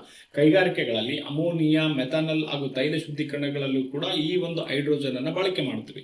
ಇನ್ನು ಇಂಧನ ಕೋಶಗಳಲ್ಲಿ ಸ್ವಚ್ಛ ಇಂಧನವಾಗಿ ಏನ್ ಮಾಡ್ತೀವಿ, ಇದನ್ನ ಬಳಕೆ ಮಾಡ್ತೀವಿ. ರಾಕೆಟ್ಗಳಲ್ಲಿ ದ್ರವ ಹೈಡ್ರೋಜನ್ ಇಂಧನವಾಗಿ ಕೂಡ ಇದನ್ನ ಏನ್ ಮಾಡ್ತೀವಿ, ಇಂಪಾರ್ಟೆಂಟ್ ಬಳಕೆ ಮಾಡ್ತೀವಿ. ಓಕೆ, ಸೊ ನೋಡಿ ಎಷ್ಟು ಇಂಪಾರ್ಟೆಂಟ್ ಆಗಿರ್ತಕ್ಕಂಥ ಇನ್ಫಾರ್ಮೇಶನ್ ಇದು, ಹೌದಾ? ಸೊ ಹೈಡ್ರೋಜನ್ ಏನಲ್ಲಿ ರಾಸಾಯನಿಕ ಸಂಕೇತ ಕೇಳಿದ್ರೆ H, ಪರಮಾಣು ಸಂಖ್ಯೆ 1, ಇನ್ನು ದ್ರವ್ಯರಾಶಿ 1.008. ಆವರ್ತಕ ಕೋಷ್ಟಕದ ಮೊದಲ ಧಾತು ಇದು. 18 ಆವರ್ತಕ ಕೋಷ್ಟಕಗಳ ಅದರಾಗ ಮೊದಲನೇದಿದೆ. ಇನ್ನು ಬ್ರಹ್ಮಾಂಡದಲ್ಲಿ ಅತಿ ಹೆಚ್ಚು ಪ್ರಮಾಣದಲ್ಲಿ ಕಂಡು ಬರುವ ಮೂಲಧಾತು. ಇನ್ನು ಭೂಮಿಯಲ್ಲಿ ಹೆಚ್ಚಾಗಿ ನೀರಿನಲ್ಲಿ ಏನಾಗ್ತದೆ, ಇದು ಸಂಯುಕ್ತ ರೂಪದಲ್ಲಿ ಇರ್ತದೆ. ಸಾಮಾನ್ಯ ಸ್ಥಿತಿಯಲ್ಲಿ ಬಣ್ಣ ಇಲ್ಲ, ವಾಸನೆ ಇಲ್ಲ, ರುಚಿ ಇಲ್ಲ, ಅನಿಲ ಇಲ್ಲ. ಹೈಡ್ರೋಜನ್ ಅತ್ಯಂತ ಹಗುರವಾದ ಮೂಲಧಾತು. ಬಹಳ ಅಂದ್ರೆ ಹಗುರವಾಗಿರ್ತಕ್ಕಂಥ ಹೈಡ್ರೋಜನ್ ಅಣು ಐತಲ್ಲ H2 ರೂಪದಲ್ಲಿದ್ರೆ ಅತ್ಯಂತ ದಹನಶೀಲ. ಇದು ಗಾಳಿಯಲ್ಲಿ ಸುಟ್ಟಾಗ H2O ಏನಾಗ್ತದೆ, ಬಿಡುಗಡೆ ಆಗ್ತದ. ಇನ್ನು ಕೈಗಾರಿಕೆಗಳಲ್ಲಿ ಅಮೋನಿಯಾ, ಮೆಥಾನಲ್ ಆಗಿ ಕೂಡ ಇದನ್ನು ಬಳಕೆ ಮಾಡ್ತೀವಿ. ಇಂಧನ ಕೋಶಗಳಲ್ಲಿ ಸ್ವಚ್ಛ ಇಂಧನವಾಗಿ ಇದನ್ನ ಬಳಕೆ ಮಾಡ್ತೀವಿ. ರಾಕೆಟ್ಗಳಲ್ಲೂ ಕೂಡ ಇದನ್ನ ಮಾಡ್ತೀವಿ. ನಾವೀಗ ನೋಡಿ, ಸೊ ರಾಕೆಟ್ ಉಡಾವಣೆ ಮಾಡ್ತೀವಾ, SLV, PSLV ನೋಡಿ. ಮೊನ್ನೆ ಸ್ಕೈ ರೂಟ್ದವ್ರು ಏನ್ ಮಾಡಿದ್ರು, ಇಂಪಾರ್ಟೆಂಟ್ ಆಪರೇಷನ್ ಆಗಮನ್ ಅಂತ ಹೇಳ್ಬಿಟ್ಟು ಒಂದು ಯೋಜನೆಯ ಮೂಲಕ ಏನು ಖಾಸಗಿ ಬಾಹ್ಯಾಕಾಶದ ಮೂಲಕ ಸ್ಯಾಟಲೈಟ್ ಗಳನ್ನ ಉಡಾವಣೆ ಮಾಡಿದ್ವಲ್ಲ, ರಾಕೆಟ್ ಲಾಂಚಿಂಗ್ ಮಾಡಿದ್ವಲ್ಲ, ಅದರಲ್ಲೂ ಕೂಡ ಇಂಪಾರ್ಟೆಂಟ್ ಏನ್ ಮಾಡ್ತೀವಿ ನಾವು, ಈ ಹೈಡ್ರೋಜನ್ ಬಳಕೆ ಮಾಡ್ತೀವಿ, ಹೌದಾ? ಈ ಹೈಡ್ರೋಜನ್ ಬಹಳ ಇಂಪಾರ್ಟೆಂಟ್ ಇದೆ. ಹೈಡ್ರೋಜನ್ ಕುರಿತು ಎಕ್ಸಾಮಿಗೆ ಕೇಳ್ತಾನ. ಓಕೆ, ನೆಕ್ಸ್ಟ್ ನೋಡಿ, ಇದೇನು ಅಷ್ಟು ಇಂಪಾರ್ಟೆಂಟ್ ಅಲ್ಲ. ಓಕೆ, ಅಷ್ಟೇ ಇಂಪಾರ್ಟೆಂಟ್ ಅಲ್ಲ. ನೆಕ್ಸ್ಟ್ ನೋಡಿ, ಬಹಳ ಇಂಪಾರ್ಟೆಂಟ್ ಏನಪ್ಪಾ ಅಂತ ಕೇಳಿದ್ರೆ, ಇತ್ತೀಚೆಗೆ ಕೊಡಗು ಜಿಲ್ಲೆಯಲ್ಲಿ, ಕೊಡಗು ಜಿಲ್ಲೆಯಲ್ಲಿ ಖಂಡಿತ ಕೇಳ್ತಾನೆ ಎಕ್ಸಾಮ್ಗೆ. ಈ ಹಿಂದೆ ನಾನು ಕ್ಲಾಸ್ ಮಾಡಬೇಕಾದ್ರೆ ನಿಮಗೆ ಚಾಮರಾಜನಗರ ಜಿಲ್ಲೆಯ ಗುಂಡ್ಲುಪೇಟೆ ಬಗ್ಗೆ ಹೇಳಿದ್ದೆ ನಿಮಗೆ, ಹೌದಾ? ಗುಂಡ್ಲುಪೇಟೆಯಲ್ಲಿ ಒಂದು ನಿಕ್ಷೇಪ ಪತ್ತೆಯಾಗದ, ಯಾವುದು, ತೋರಿಯಂ ಪತ್ತೆಯಾಗದ ಅಂತ ಹೇಳಿದೆ ನಿಮಗೆ. ತೋರಿಯಂ ಎಲ್ಲಿ? ಚಾಮರಾಜನಗರ ಜಿಲ್ಲೆಯ ಗುಂಡ್ಲುಪೇಟೆಯಲ್ಲಿ. ಈಗ ಸದ್ಯ ಕೊಡಗು ಜಿಲ್ಲೆಯ ಸೋಮವಾರಪೇಟೆಯಲ್ಲಿ, ಓಕೆ, ಕೊಡಗು ಜಿಲ್ಲೆಯ ಸೋಮವಾರಪೇಟದಲ್ಲಿ ಕೊಬಾಲ್ಟ್, ನಿಕ್ಕಲ್ ಖನಿಜಗಳ ನಿಕ್ಷೇಪ ಪತ್ತೆ. ಓಕೆ, ಖಂಡಿತ ಕೇಳ್ತಾನೆ ನಿಮ್ಗೆ, ಖಂಡಿತ ಎಕ್ಸಾಮ್ಗೆ ಬರುತ್ತೆ ಇವು, ಖಂಡಿತ ಅಂದ್ರೆ ಬರುತ್ತಿದೆ, ಅರ್ಥ ಆಗ್ತದಾ? So important. ಕೊಬಾಲ್ಟ್ ಮತ್ತು ನಿಕ್ಕಲ್ ನಿಕ್ಷೇಪ ಪತ್ತೆ ಆಗಿರ್ತಕ್ಕಂಥದ್ದು ಬಹಳ ಇಂಪಾರ್ಟೆಂಟು. ಇದು ಕೊಬಾಲ್ಟ್ ಮತ್ತು ನಿಕ್ಕಲ್ಗಳನ್ನು ಎಲ್ಲೆಲ್ಲಿ ಉಪಯೋಗಿಸ್ತೀವಿ ನಾವು ಅಂತ ಕೇಳಿದ್ರೆ, ಕೊಬಾಲ್ಟ್ ಹಾಗೂ ನಿಕ್ಕಲ್ ಜಗತ್ತಿನ ಅತ್ಯಂತ ಮೂಲ ಖನಿಜಗಳಾಗಿದ್ದು ಎಲೆಕ್ಟ್ರಾನಿಕ್ ವಾಹನಗಳ ಬ್ಯಾಟರಿಗಳು, ಮೊಬೈಲ್ ಫೋನ್ಗಳ ಎಲೆಕ್ಟ್ರಾನಿಕ್ ಸಾಧನಗಳು ಸೇರಿದ ಹಲವಾರು ಕೈಗಾರಿಕೆಗಳಲ್ಲಿ ಭಾಗವಹಿಸ್ತೀವಿ. ಇದಂತೂ ಇಂಪಾರ್ಟೆಂಟ್, ಇದು ಕೇಳೋಣ ಎಕ್ಸಾಮ್ಗೆ. ಕೊಬಾಲ್ಟ್ 16 ಯಾವುದಕ್ಕೆ ಸಂಬಂಧಪಟ್ಟಿದೆ? ಓಕೆ, ನಿಮಗೆ ಗೊತ್ತಿರಲಿ, ಕ್ಯಾನ್ಸರ್ನ ಚಿಕಿತ್ಸೆಯಲ್ಲಿ ಇದನ್ನ ಬಳಕೆ ಮಾಡ್ತೀವಿ. ಎಲ್ಲಿ?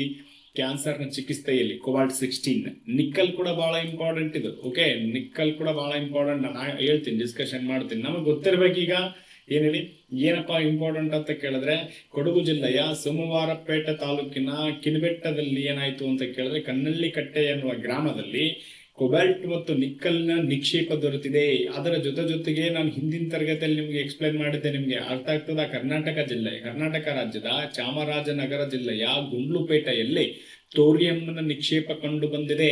ತೋರಿಯಂ ಭಾರತದಲ್ಲಿಯೇ ಅತಿ ಹೆಚ್ಚು ತೋರಿಯಂ ಕಂಡು ಬರತಕ್ಕಂಥ ರಾಜ್ಯ ಕೇಳಿದ್ರೆ ಕೇರಳ. ಓಕೆ, ನೆಕ್ಸ್ಟ್ ನೋಡಿ, ಕೊಬಾಲ್ಟಿನ್ ಬಗ್ಗೆ ನಾವೇನ್ ಮಾಡಬೇಕು ನೋಡ್ತಾ ಹೋಗ್ಬೇಕು. ಕೊಬಾಲ್ಟಿನ ರಾಸಾಯನಿಕ ಸಂಕೇತ ಕೇಳಿದ್ರೆ CO, ಪರಮಾಣು ಸಂಖ್ಯೆ 27, ಪರಮಾಣು ದ್ರವ್ಯರಾಶಿ 58.93, ಸಂಕ್ರಮಣ ಇದೊಂದು ಸಾಂಕ್ರಮಣ ಲೋಹ, ಟ್ರಾನ್ಸಿಷನ್ ಮೆಟಲ್ ಅಂತ ಕರಿತೀವಿ ಇದನ್ನ. ಬೆಳ್ಳಿ ಬೂದು ಬಣ್ಣದ ಗಟ್ಟಿಯಾದ ಲೋಹ ಆಗಿರುತ್ತದೆ. ಸ್ವಾಭಾವಿಕವಾಗಿ ಕೊಬಾಲ್ಟ್ ಮುಂತಾದ ಖನಿಜಗಳಲ್ಲಿ ದೊರೆಯುತ್ತದೆ. ಹೆಚ್ಚಿನ ತಾಪಮಾನದಲ್ಲಿ ಕಾಂತಿಯ ಗುಣವನ್ನು ಉಳಿಸಿಕೊಂಡಿದೆ. ಲಿಥಿಯಂ ಅಯೋನ ಬ್ಯಾಟರಿಗಳ ತಯಾರಿಕೆಯಲ್ಲಿ ಪ್ರಮುಖವಾಗಿ ಇದನ್ನು ಬಳಸ್ತವೆ.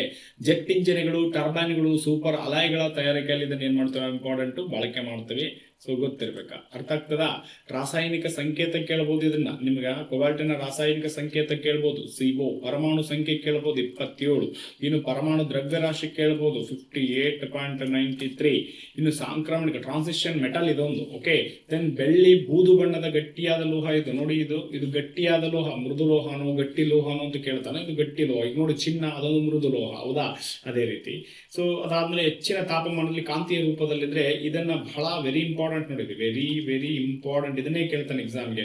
ಕೊಬಾಲ್ಟ್ ಎನ್ನುವುದನ್ನ ಎಲ್ಲಿ ಬಳಕೆ ಮಾಡ್ತಾರೆ ಅಂತ ಕೇಳಿದ್ರೆ ಲಿಥಿಯಂ ಅಯನ್ ಬ್ಯಾಟರಿ ತಯಾರಿಕೆಯಲ್ಲಿ ಬಳಕೆ ಮಾಡ್ತೀವಿ. ಇದನ್ನ ಜೆಟ್ ಇಂಜನ್ ಟರ್ಬೈನ್ ಗಳಲ್ಲಿ ಬಳಕೆ ಮಾಡ್ತೀವಿ. ಓಕೆ, ಅಲ್ಲಿ ಇಲ್ಲಿದೆ ನೋಡಿ ಕೊಬಾಲ್ಟ್ 16, ಕ್ಯಾನ್ಸರ್ ಚಿಕಿತ್ಸೆಯಲ್ಲೂ ಕೂಡ ಇದನ್ನ ಏನ್ ಮಾಡ್ತೀವಿ, ಕೊಬಾಲ್ಟ್ ಅನ್ನ. ಸೊ ಕೊಬಾಲ್ಟ್ ಅನ್ನ ಬಳಕೆ ಮಾಡ್ತಾರೆ, ಕೊಬಾಲ್ಟ್ ಅನ್ನ.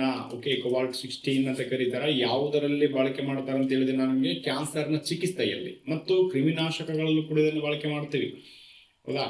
ಸೊ ನೆಕ್ಸ್ಟ್ ಈ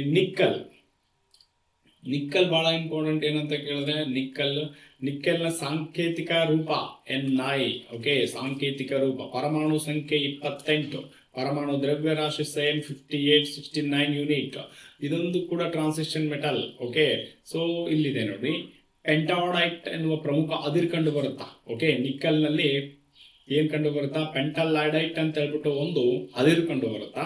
ಸ್ಟೇನ್ಲೆಸ್ ಸ್ಟೀಲ್ ತಯಾರಿಕೆಯಲ್ಲಿ ಬಳಕೆ ಮಾಡ್ತೀವಿ, ನಾಣ್ಯಗಳು ತಯಾರಿಕೆಯಲ್ಲಿ ಬಳಕೆ ಮಾಡ್ತೀವಿ, ಬ್ಯಾಟರಿಗಳ ತಯಾರಿಕೆಯಲ್ಲಿ ಬಳಕೆ ಮಾಡ್ತೀವಿ, ಮಿಶ್ರ ಲೋಹವಾಗಿ ಕೆಲಸ ಮಾಡುತ್ತೆ. ವಿದ್ಯುತ್ ಲೇಪನಗಳಲ್ಲಿ, ಎಲೆಕ್ಟ್ರೋ ಪ್ಲೇಟಿಂಗ್ ಅಲ್ಲಿ ಕೂಡ ಇದನ್ನು ನಾವೇನ್ ಮಾಡ್ತೀವಿ, ಸೊ ವರ್ಕ್ ಮಾಡ್ತೀವಿ. ಹೆಚ್ಚಿನ ತಾಪಮಾನ ತುಕ್ಕನ್ನು ತಡೆದುಕೊಳ್ಳುವ ಮಿಶ್ರ ಲೋಹಗಳ ತಯಾರಿಕೆಯಲ್ಲಿ ಇದನ್ನು ಬಳಸ್ತೀವಿ. ನಿಕ್ಕಲ್, ಕ್ಯಾಡ್ಮಿಯಂ, ಕೆಲವು ರಿಚಾರ್ಜ್ ಮಾಡಬಹುದಾದ ಬ್ಯಾಟರಿಗಳಲ್ಲೂ ಸಹ ಇದನ್ನು ಬಳಸ್ತೀವಿ. ನೋಡಿ, ನಿಕ್ಕಲ್ ಮತ್ತು ಏನಾಗ್ತದ, ಕೊಬಾಲ್ಟ್ ಅನ್ನ ಬ್ಯಾಟರಿ ತಯಾರಿಕೆಯಲ್ಲಿ, ಎಲೆಕ್ಟ್ರೋ ವರ್ಕ್ಗಳಲ್ಲಿ ನಾವೇನ್ ಮಾಡ್ತೀವಿ, ಇದನ್ನ ಇಂಪಾರ್ಟೆಂಟ್ ಬಳಕೆ ಮಾಡ್ತೀವಿ. ಓಕೆ, ನೆಕ್ಸ್ಟ್ ಸರ್, ನಿನ್ನೆಯಿಂದ ಸಂಸತ್ತಿನ ಮುಂಗಾರು ಅಧಿವೇಶನ ಆರಂಭಗೊಂಡಿದೆ. ಈ ಸಂಸತ್ತಿನ ಮುಂಗಾರು ಅಧಿವೇಶನದಲ್ಲಿ ಈಗ ಏನೆಲ್ಲ ಇಂಪಾರ್ಟೆಂಟ್ ಅಂತ ನಾವು ನೋಡ್ಬೇಕಂತ ಕೇಳಿದ್ರೆ, ನಿಮ್ಗೆ ಗೊತ್ತಿರ್ಲಿ, ವಂದೇ ಮಾತರಂ ಬಗ್ಗೆ ಬಹಳ ಸುದ್ದಿಯಲ್ಲಿದೆ. ಏನೇಳಿ, ವಂದೇ ಮಾತರಂ. ಯಾಕೆ ಅಂತ ಕೇಳಿದ್ರೆ, ವಂದೇ ಮಾತರಂನ ಏನಂತ ಮಾಡ್ತಿದ್ದೀವಿ, ಇದೊಂದು ಪ್ರಾಸ್ತಾವಿಕ ರಾಷ್ಟ್ರೀಯ ಗೌರವಕ್ಕೆ ಅವಮಾನ ತಡೆ ಕಾಯ್ದೆ ಮಸೂದೆಯನ್ನು ಜಾರಿಗೆ ತರ್ತಾ ಇದ್ದಾರೆ. ಅಂದ್ರೆ ಅರ್ಥ, ಈ ಹಿಂದೆ ರಾಷ್ಟ್ರಗೀತೆ, ರಾಷ್ಟ್ರಧ್ವಜ, ಸಂವಿಧಾನಕ್ಕೆ ಯಾರಾದ್ರೂ ಅವಮಾನ ಮಾಡಿದ್ರೆ ಅದಕ್ಕೇನು ಕಾನೂನುಬದ್ಧ ರಕ್ಷಣೆ ಇತ್ತು ನೋಡಿ, ಆ ಲಿಸ್ಟ್ ನಲ್ಲಿ ಈಗ ವಂದೇ ಮಾತರಂ ಸೇರ್ಪಡೆಗೊಳ್ಳಲಿದೆ. ಈಗ ವಂದೇ ಮಾತರಂ ಐತಲ್ಲ, ಯಾರು ವಂದೇ ಮಾತರಂ ಬಗ್ಗೆ ಸ್ವಲ್ಪ ಹಿನ್ನೆಲೆ ನೋಡೋಣ. ವಂದೇ ಮಾತರಂ ಹಿನ್ನೆಲೆ ನೋಡಿದ ಮೇಲೆ ಏನ್ ಮಾಡ್ತಾ ಹೋಗೋಣ, ಈಗ ಸದ್ಯ ಸುದ್ದಿಯಲ್ಲಿ ಇರ್ತಕ್ಕಂಥ ಪ್ರಮುಖ ಅಂಶಗಳ ಬಗ್ಗೆ ನೋಡ್ತಾ ಹೋಗೋಣ. ಹಾಗಾದ್ರೆ ವಂದೇ ಮಾತರಂ ಯಾವಾಗ ಬರೆದ್ರು, 1875 ನವೆಂಬರ್ 1 ಯಾರು ಬರೀತಾರ, ಬಂಕಿಮಚಂದ್ರ ಚಟರ್ಜಿ. ಓಕೆ, ಬಂಕಿಮಚಂದ್ರ ಚಟರ್ಜಿ ಮುಖ್ಯೋಪಾಧ್ಯಾಯವರು ಇವರು. ಓಕೆ, ಈ ಬಂಗಾಳದ ರಾಷ್ಟ್ರಕವಿ ಅಂತ ಕರೀತಾರ. ಸರ್, ಇದನ್ನ ವಂದೇ ಮಾತರಂ ಬಹಳ ಇಂಪಾರ್ಟೆಂಟ್. ಯಾರು ಮೊದಲು ಆಡಿದ್ರು ಅಂತ ಕೇಳಬಹುದು, ರವೀಂದ್ರನಾಥ್ ಟ್ಯಾಗೋರ್. ಓಕೆ, ರವೀಂದ್ರನಾಥ್ ಟ್ಯಾಗೋರ್. ನಿಮಗೆ ಗೊತ್ತಿರಲಿ, 2003 ಭಾರತ ಏನಾಗ್ತದೆ ಅಂತ ಕೇಳಿದ್ರೆ, ಇದಕ್ಕೆ ಸಂವಿಧಾನದಲ್ಲಿ ಇದನ್ನು ಸೇರ್ಪಡೆಗೊಳಿಸಲಾಗ್ತದೆ. ಹಾಗಾದ್ರೆ ಈಗ ಯಾಕೆ ಇದನ್ನು ಜಾರಿಗೆ ತರ್ತಿದ್ದಾರೆ, ಸಂಪೂರ್ಣ ಆಡಬೇಕಂತ ಹೇಳ್ಬಿಟ್ಟು ಕೇಂದ್ರ ಸರ್ಕಾರ ಏನ್ ಮಾಡ್ತಾ ಇದೆ, ಈ ಒಂದು ಮಸೂದೆಯನ್ನು ತರ್ತಾ ಇದೆ. ಹಾಗಾದ್ರೆ ಯಾವ ಹೇಳಿಕೆಗಳನ್ನ ಬಿಟ್ಟಿದ್ರು ಅಂತ ಕೇಳಿದ್ರೆ, ಕೆಲವೊಂದಿಷ್ಟು ಹೇಳಿಕೆಗಳನ್ನ ಬಿಟ್ಟಿದ್ರು. ತುಂಹಿ ದುರ್ಗಾ ದಶಪ್ರಹಾರಧಾರಣಿ, ಕಮಲದಲ ವಿಹಾರಣಿ, ವಾಣಿ ವಿದ್ಯಾದಾಹಿನಿ ಎನ್ನುವ ಹಲವಾರು ಅದ್ಭುತವಾದ ಸಾಲುಗಳನ್ನ ವಂದೇ ಮಾತರಂನಿಂದ ಬಿಟ್ಟಿದ್ರು. ಈ ಕಾಯ್ದೆಯ ಅನ್ವಯ ಓಕೆ, ಪ್ರಸ್ತಾವಿತ ರಾಷ್ಟ್ರೀಯ ಗೌರವಕ್ಕೆ ಅವಮಾನ ತಡೆ ಕಾಯ್ದೆ ಅಂತ ಬರುತ್ತಾ, ಆ ಕಾಯ್ದೆಯನ್ನ ಏನು ರಾಷ್ಟ್ರಗೀತೆ, ರಾಷ್ಟ್ರಧ್ವಜ, ಸಂವಿಧಾನವನ್ನ ಜೊತೆಗೆ ಇನ್ನು ಮುಂದೆ ಒಂದೇ ಮಾತರಂ ಕೂಡ ಏನ್ ಮಾಡ್ಬೇಕು, ನಾವು ಸೇರ್ಪಡೆಗೊಳಿಸ್ಬೇಕಂತ ಹೇಳ್ಬಿಟ್ಟು ಇರೋದು. ಸೊ ಅದು ಸಂಪೂರ್ಣ ಆಡಬೇಕು. ಇನ್ನು ಮುಂದೆ ಯಾವುದೇ ಸಂಪೂರ್ಣ ಸರ್ಕಾರಿ ಕಾರ್ಯಕ್ರಮಗಳಲ್ಲಾಗಿರ್ಬೋದು, ಇನ್ಯಾವುದೇ ರೀತಿಯ ವಿಚಾರದಲ್ಲೂ ಏನ್ ಮಾಡಬೇಕು, ಸೊ ಇರ್ತಕ್ಕಂಥದ್ದು. ಇದರ ಜೊತೆಗೆ ಓಕೆ, ಇನ್ನು ಹಲವು ಮಸೂದೆಗಳನ್ನ ಏನ್ ಮಾಡ್ತಾ ಇದ್ದಾರೆ, ಇದೇ ಮುಂಗಾರು ಅಧಿವೇಶನದಲ್ಲಿ ಮಂಡನೆ ಮಾಡಲಿದ್ದಾರೆ. ಅವು ಯಾವ ಅಂತ ಕೇಳಿದ್ರೆ, ಜನನ ಮತ್ತು ಮರಣ ನೋಂದಣಿ ತಿದ್ದುಪಡಿ ಕಾಯ್ದೆ. ಹೌದಾ, ಜನನ ಮತ್ತು ಮರಣ ನೋಂದಣಿ ತಿದ್ದುಪಡಿ ಕಾಯ್ದೆ ಅಂತ ಬರುತ್ತಾ. ಸೊ ಈ ಜನನ ಮತ್ತು ಮರಣ ನೋಂದಣಿ ತಿದ್ದುಪಡಿ ಕಾಯ್ದೆ ನಂತರ ಸೊ ನೆಕ್ಸ್ಟ್ ಸುಪ್ರೀಂ ಕೋರ್ಟಿನ ನ್ಯಾಯಮೂರ್ತಿಗಳ ಸಂಖ್ಯೆಯನ್ನ 33ರಿಂದ 37ಕ್ಕೆ ಏರಿಸುವ ಕಾಯ್ದೆ. ನೋಡಿ, ಈಗ 37 ಇದೆ, ಅದನ್ನ ಏನ್ ಮಾಡಬೇಕು, 33 ಇದೆ, 33 ಇರೋದನ್ನ 37ಕ್ಕೆ ಏರಿಸಬೇಕು. 36+1 37. ಓಕೆ, ಈ ಒಂದು ಕಾಯ್ದೆಯನ್ನು ಕೂಡ ಜಾರಿಗೆ ತರ್ತಾ ಇದ್ದಾರೆ. ಅದಾದ್ಮೇಲೆ ವಿಕಸಿತ ಭಾರತ ಶಿಕ್ಷಣ ಅಧಿಷ್ಠಾನ ಮಸೂದೆಯನ್ನು ಜಾರಿಗೆ ತರ್ತಾ ಇದ್ದಾರೆ. ಇದರ ಜೊತೆಗೆ ಮಹಿಳಾ ಮೀಸಲು ಏನಡಿ, ಇದು ಮಹಿಳಾ ಮೀಸಲು ಕ್ಷೇತ್ರ ವಿಂಗಡಣೆ ಡಿಲಿಮಿಟೇಷನ್ ಕೂಡ ಜಾರಿಗೆ ತರುವ ಸಾಧ್ಯತೆ ಇದೆ. ಹೌದಾ, ಸೊ ಗೊತ್ತಿರಬೇಕೀಗ ಸಂಸತ್ತಿನ ಮುಂಗಾರು ಅಧಿವೇಶನ ಆಗ್ತಾ ಇದೆ. ಎಕ್ಸಾಮ್ಗೆ ಏನ್ ಕೇಳ್ಬೋದು ನಿಮಗೆ, ಪ್ರತಿ ಎಷ್ಟು ತಿಂಗಳಿಗೊಮ್ಮೆ ಅಧಿವೇಶನ ಕರೆಯುವ ಅಧಿಕಾರವನ್ನ ಯಾರಿಗಿದೆ, ರಾಷ್ಟ್ರಪತಿಯವರಿಗಿದೆ.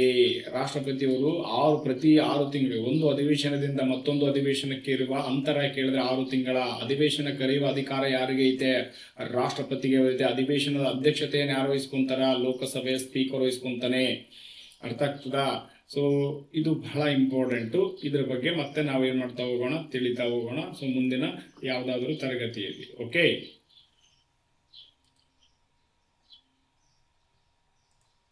ನೆಕ್ಸ್ಟ್ ಅದೇ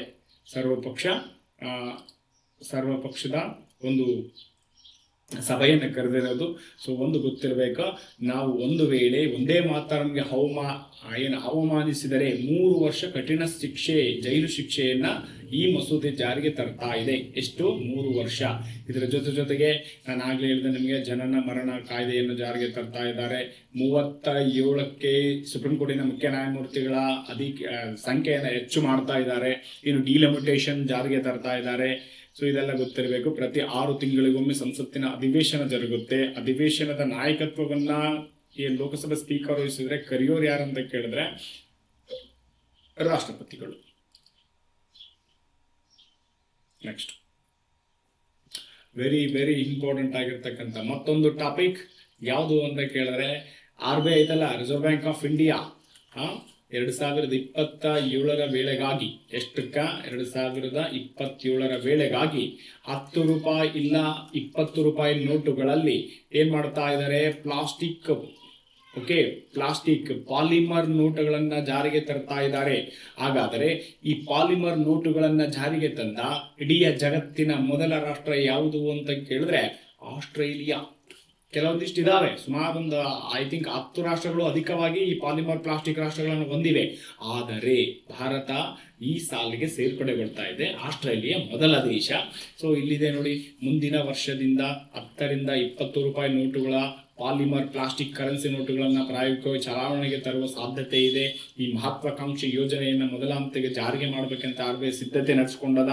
ಹೌದಾ? ಸೊ ಗೊತ್ತಿರ್ಬೇಕಾ, 2016ರ ನೋಟು ಅಮಾನ್ಯೀಕರಣದ ನಂತರ ಭಾರತದಲ್ಲಿ ಮತ್ತೊಮ್ಮೆ ಹಣಕಾಸು ಕ್ರಾಂತಿಯಾಗುವ ಎಲ್ಲಾ ಸೂಚನೆ ಇದೆ. ಸಿದ್ಧ ಮಾಡ್ಕೊಳ್ಳಿ. ಓಕೆ, ಯಾರ ಹತ್ರ ಐತೆ ಅವ್ರು ಸಿದ್ಧ ಮಾಡ್ಕೊಳ್ಳಿ. ನೆಕ್ಸ್ಟ್ ಅದೇ ಹೇಳಿದೆಲ್ಲ ನಿಮಗೆ, ಡಿಲಿಮಿಟೇಷನ್ ಇದು ನಡೀತಿದೆ. ಪ್ಲಾಸ್ಟಿಕ್ ನೋಟುಗಳು ನಡೀತಾ ಇದೆ. 10 ರೂಪಾಯಿ 20 ರೂಪಾಯಿ ನೋಟಿನ ಪ್ಲಾಸ್ಟಿಕ್ ನೋಟು ಚಲಾವಣೆಗೆ ಬರ್ತಾ ಇದ್ದಾವೆ. ಹೌದಾ? So important.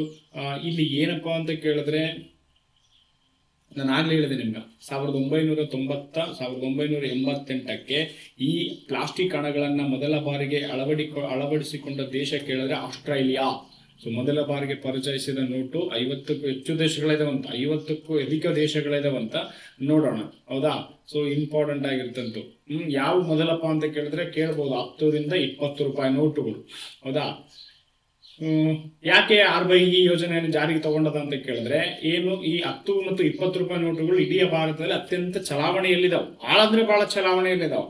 ಇವು ಏನಾಗ್ತದೆ, ಜಲ್ದಿ ಹರಿದು ಹೋಗುವ ಒಂದು ಸಾಧ್ಯತೆ ಇರೋದ್ರಿಂದ ಅವುಗಳನ್ನ ಪ್ಲಾಸ್ಟಿಕ್ ಮಾಡ್ಬೇಕಂತ ಹೇಳ್ಬಿಟ್ಟು ಮಾಡಿದ್ದಾರೆ. ನೋಡೋಣ ಹಳೆಯ ನೋಟುಗಳ ಕಥೆ ಏನಂತ ಕೇಳಿದ್ರೆ ಅವು ಹಾಗೆ ರನ್ ಇರ್ತದೆ. ಅದು ಯಾವ್ದು ಈಗ ಊಹಾಪೋಹಗಳು ಇರ್ತಾವೆ, ಅವು ಬ್ಯಾನ್ ಆದ್ರೆ ಅವು ಏನು ವೇಸ್ಟು ಹಂಗೆ ಹಿಂಗೆ ಏನೂ ಇಲ್ಲ, ಅವು ಕೂಡ ಚಲಾವಣೆಯಲ್ಲೇ ಇರ್ತಾವೆ. ಹೌದಾ? ಸೊ ಇಂಪಾರ್ಟೆಂಟ್ ಚಲಾವಣೆಯಲ್ಲಿ ಇರ್ತವೆ. ನಾನು ಆಗ ಹೇಳಿದೆ ನಿಮಗೆ 1988ಕ್ಕೆ ಆಸ್ಟ್ರೇಲಿಯಾ ಮೊದಲ ಬಾರಿಗೆ ಈ ಒಂದು ಯೋಜನೆಯನ್ನು ಅಳವಡಿಕೆ ಮಾಡ್ಕೊಂಡಿರೋದು. ಸೊ ಇದರ ಜೊತೆಗೆ ಕೆಲವೊಂದಿಷ್ಟು ದೇಶಗಳಿದಾವೆ. ಫಾರ್ ಎಕ್ಸಾಂಪಲ್ ಕೆನಡಾ ಐತೆ, ಹೌದಾ, ಇಂಡೋನೇಷ್ಯಾ ಐತೆ, ನ್ಯೂಜಿಲೆಂಡ್ ಐತೆ, ಥೈಲ್ಯಾಂಡ್ ಐತೆ, ಮಲೇಷ್ಯಾ ಐತೆ, ಹೌದಾ. ಸೊ ಇವೆಲ್ಲ ದೇಶಗಳೇನಪ್ಪ ಅಂದ್ರೆ ಪ್ಲಾಸ್ಟಿಕ್ ಕರೆನ್ಸಿಯನ್ನು ಈಗಾಗಲೇ ಅಳವಡಿಕೆ ಮಾಡಿಕೊಳ್ಳುತ್ತಿವೆ, ಈಗಾಗಲೇ ಅಳವಡಿಕೆ ಮಾಡಿಕೊಂಡಿವೆ. ಅರ್ಥ ಆಗ್ತದಾ? So important. ಹಾಗಾದ್ರೆ ನಾವು ಈಗ RBI ಬಗ್ಗೆ ನೋಡ್ಬೇಕಲ್ಲ. RBI ಬಗ್ಗೆ ಸ್ವಲ್ಪ ಪ್ರಮಾಣದಲ್ಲಿ ನೋಡ್ಬೇಕು. ರಿಸರ್ವ್ ಬ್ಯಾಂಕ್ ಆಫ್ ಇಂಡಿಯಾದ ಬಗ್ಗೆ ನೋಡ್ಬೇಕು. Reserve bank of India. Okay sir, reserve bank of ಇಂಡಿಯಾದ ಸಂಜಯ್ ಮಲ್ಹೋತ್ರಾ ಇವ್ರ ಬಗ್ಗೆ ಫಸ್ಟ್ ಬರೆದು ಬಿಡಮ್ ಈಗ. ಸಂಜಯ್ ಮಲ್ಹೋತ್ರಾ, ಯಾಕಂದ್ರೆ ಒಂದು ಕ್ಲಾಸಲ್ಲಿ ಐ ಥಿಂಕ್ ಮಿಸ್ ಆಗಿ ಹೇಳಿದ್ದೆ. Reserve bank of India sir ನಿಮಗೆ ಗೊತ್ತಿರಲಿ, ರಿಸರ್ವ್ ಬ್ಯಾಂಕ್ ಆಫ್ ಇಂಡಿಯಾ ಐತಲ್ಲ 1932ರ ಭಾರತ ಸರ್ಕಾರ ಕಾಯ್ದೆಯ ಅನ್ವಯ. ಓಕೆ, ಯಾವ ಕಾಯ್ದೆಯ ಅನ್ವಯ ಅಂತ ಕೇಳಿದ್ರೆ 1932ರ ಬಾಬಾ ಸಾಹೇಬರು ಡಾಕ್ಟರ್ BR ಅಂಬೇಡ್ಕರ್ ಅವರು ಬರೆದ, ಓಕೆ, ಸೊ ಅಂಬೇಡ್ಕರ್ ಅವರು ಬರೆದ the problem of Indian rupee.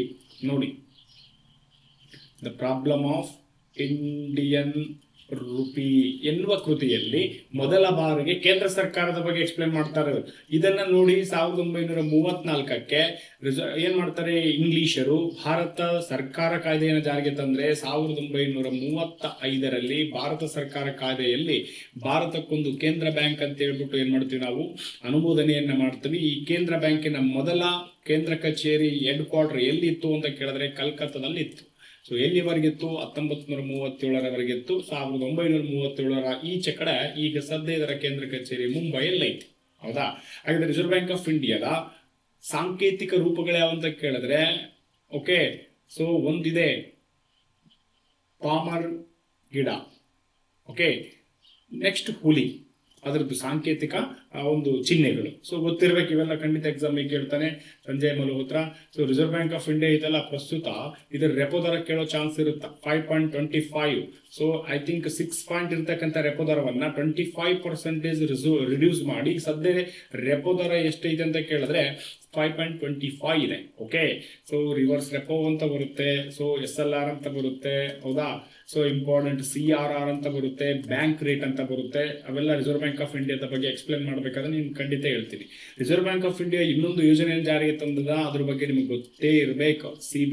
Central bank of digital currency, CBDC ಅಂತ ಹೇಳ್ಬಿಟ್ಟು. What is the CBDC means central bank for digital currency.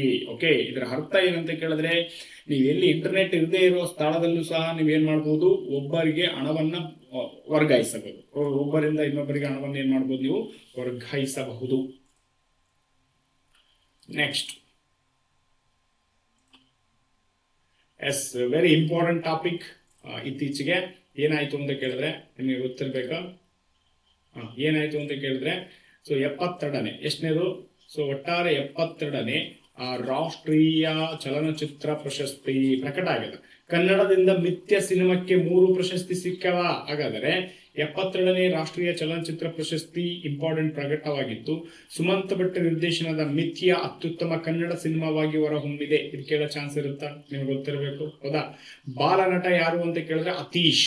Okay, so important. ಇನ್ನು ಚಿತ್ರದ ನಿರ್ಮಾಪಕನಾಗಿರ್ತಕ್ಕಂಥ ರಕ್ಷಿತ್ ಶೆಟ್ಟಿ ಪ್ರಶಸ್ತಿ ವಿಜೇತರಿಗೆ ಅಭಿನಂದನೆ ಸಲ್ಲಿಸಿದ್ದು. ಆರ್ಟಿಕಲ್ 370 ಅತ್ಯುತ್ತಮ ಚಲನಚಿತ್ರ ಪ್ರಶಸ್ತಿ ಪಡೆದುಕೊಂಡಿದೆ. ಬಾಲಿವುಡ್ ನಟ ಕಾರ್ತಿಕ್ ಆರ್ಯನ್ ಮತ್ತು ಮಾಲಿವುಡ್ನ ಹಿರಿಯ ನಟ ಮಮ್ಮೂಟಿ ಅತ್ಯುತ್ತಮ ನಟ ಪ್ರಶಸ್ತಿ ಹಂಚಿಕೊಂಡಿದ್ದಾರೆ. ಆರ್ಟಿಕಲ್ 370 ಚಿತ್ರದ ನಟನೆಗಾಗಿ ಯಾಮಿ ಗೌತಮ ಅವರಿಗೆ ಅತ್ಯುತ್ತಮ ನಟಿ ಪ್ರಶಸ್ತಿಯನ್ನು ನೀಡಿ ಗೌರವಿಸಲಾಗಿದೆ. ಹೌದಾ. ಸೊ ಇವು ಕೇಳ್ತಾನೆ ಎಕ್ಸಾಮಿಗೆ, ಅತ್ಯುತ್ತಮ ನಟ ಯಾರು, ಹೌದಾ. ಸೊ ಇಂಪಾರ್ಟೆಂಟು ಅತ್ಯುತ್ತಮ ಬೆಸ್ಟ್ ಆಕ್ಟರ್ ಯಾರು, ನಾನು ಆಗ್ಲೇ ಹೇಳಿದೆ ನಿಮಗೆ, ಮಮ್ಮೂಟಿ ಅಂತ ಬರ್ತಾರೆ. ಮಮ್ಮೂಟಿ, ಸೊ ತಮಿಳಿನ ಮಮ್ಮೂಟಿ, ಹೌದಾ. ಸೊ ಮತ್ತೆ ನಟ ಕಾರ್ತಿಕ್ ಆರ್ಯನ್ ಇದಾರಲ್ಲ, ಇವರು ಅಮರನ್ ಅಂತ ಹೇಳ್ಬಿಟ್ಟು ಒಂದು ಚಲನಚಿತ್ರ ಬಂತು, ಅದರ ಒಂದು ಅಲ್ಲಿ ನಟನೆ ಮಾಡಿದ್ದಕ್ಕಾಗಿ ಇವ್ರಿಗೆ ಕೊಡ್ತಾರೆ. ಇನ್ನು ಸೊ ಇಂಪಾರ್ಟೆಂಟು ನಟಿ, ಬೆಸ್ಟ್ ಹೀರೋಯಿನ್ ಯಾರಪ್ಪ ಅಂತ ಕೇಳಿದ್ರೆ Yami Gautami. Okay, so important ಎಲ್ಲ ಖಂಡಿತ ಎಕ್ಸಾಮ್ ಕೇಳ್ತಾನೆ. ಬೆಸ್ಟ್ ಫಿಲ್ಮ್ ಯಾವ್ದಪ್ಪ ಅಂತ ಕೇಳ್ತಾನೆ. ಆರ್ಟಿಕಲ್ 370. ಆರ್ಟಿಕಲ್ 370. ಓಕೆ, 370 ಜಮ್ಮು ಕಾಶ್ಮೀರದ ಬಗ್ಗೆ ಹೇಳ್ಬೇಕು. ಮೇ ಬಿ 371 ನಮ್ಮ ಬಗ್ಗೆ ಹೇಳ. 370 ಆರ್ಟಿಕಲ್ 370J ನಮ್ಮ ಇದ್ರ ಬಗ್ಗೆ ಹೇಳುತ್ತಾ.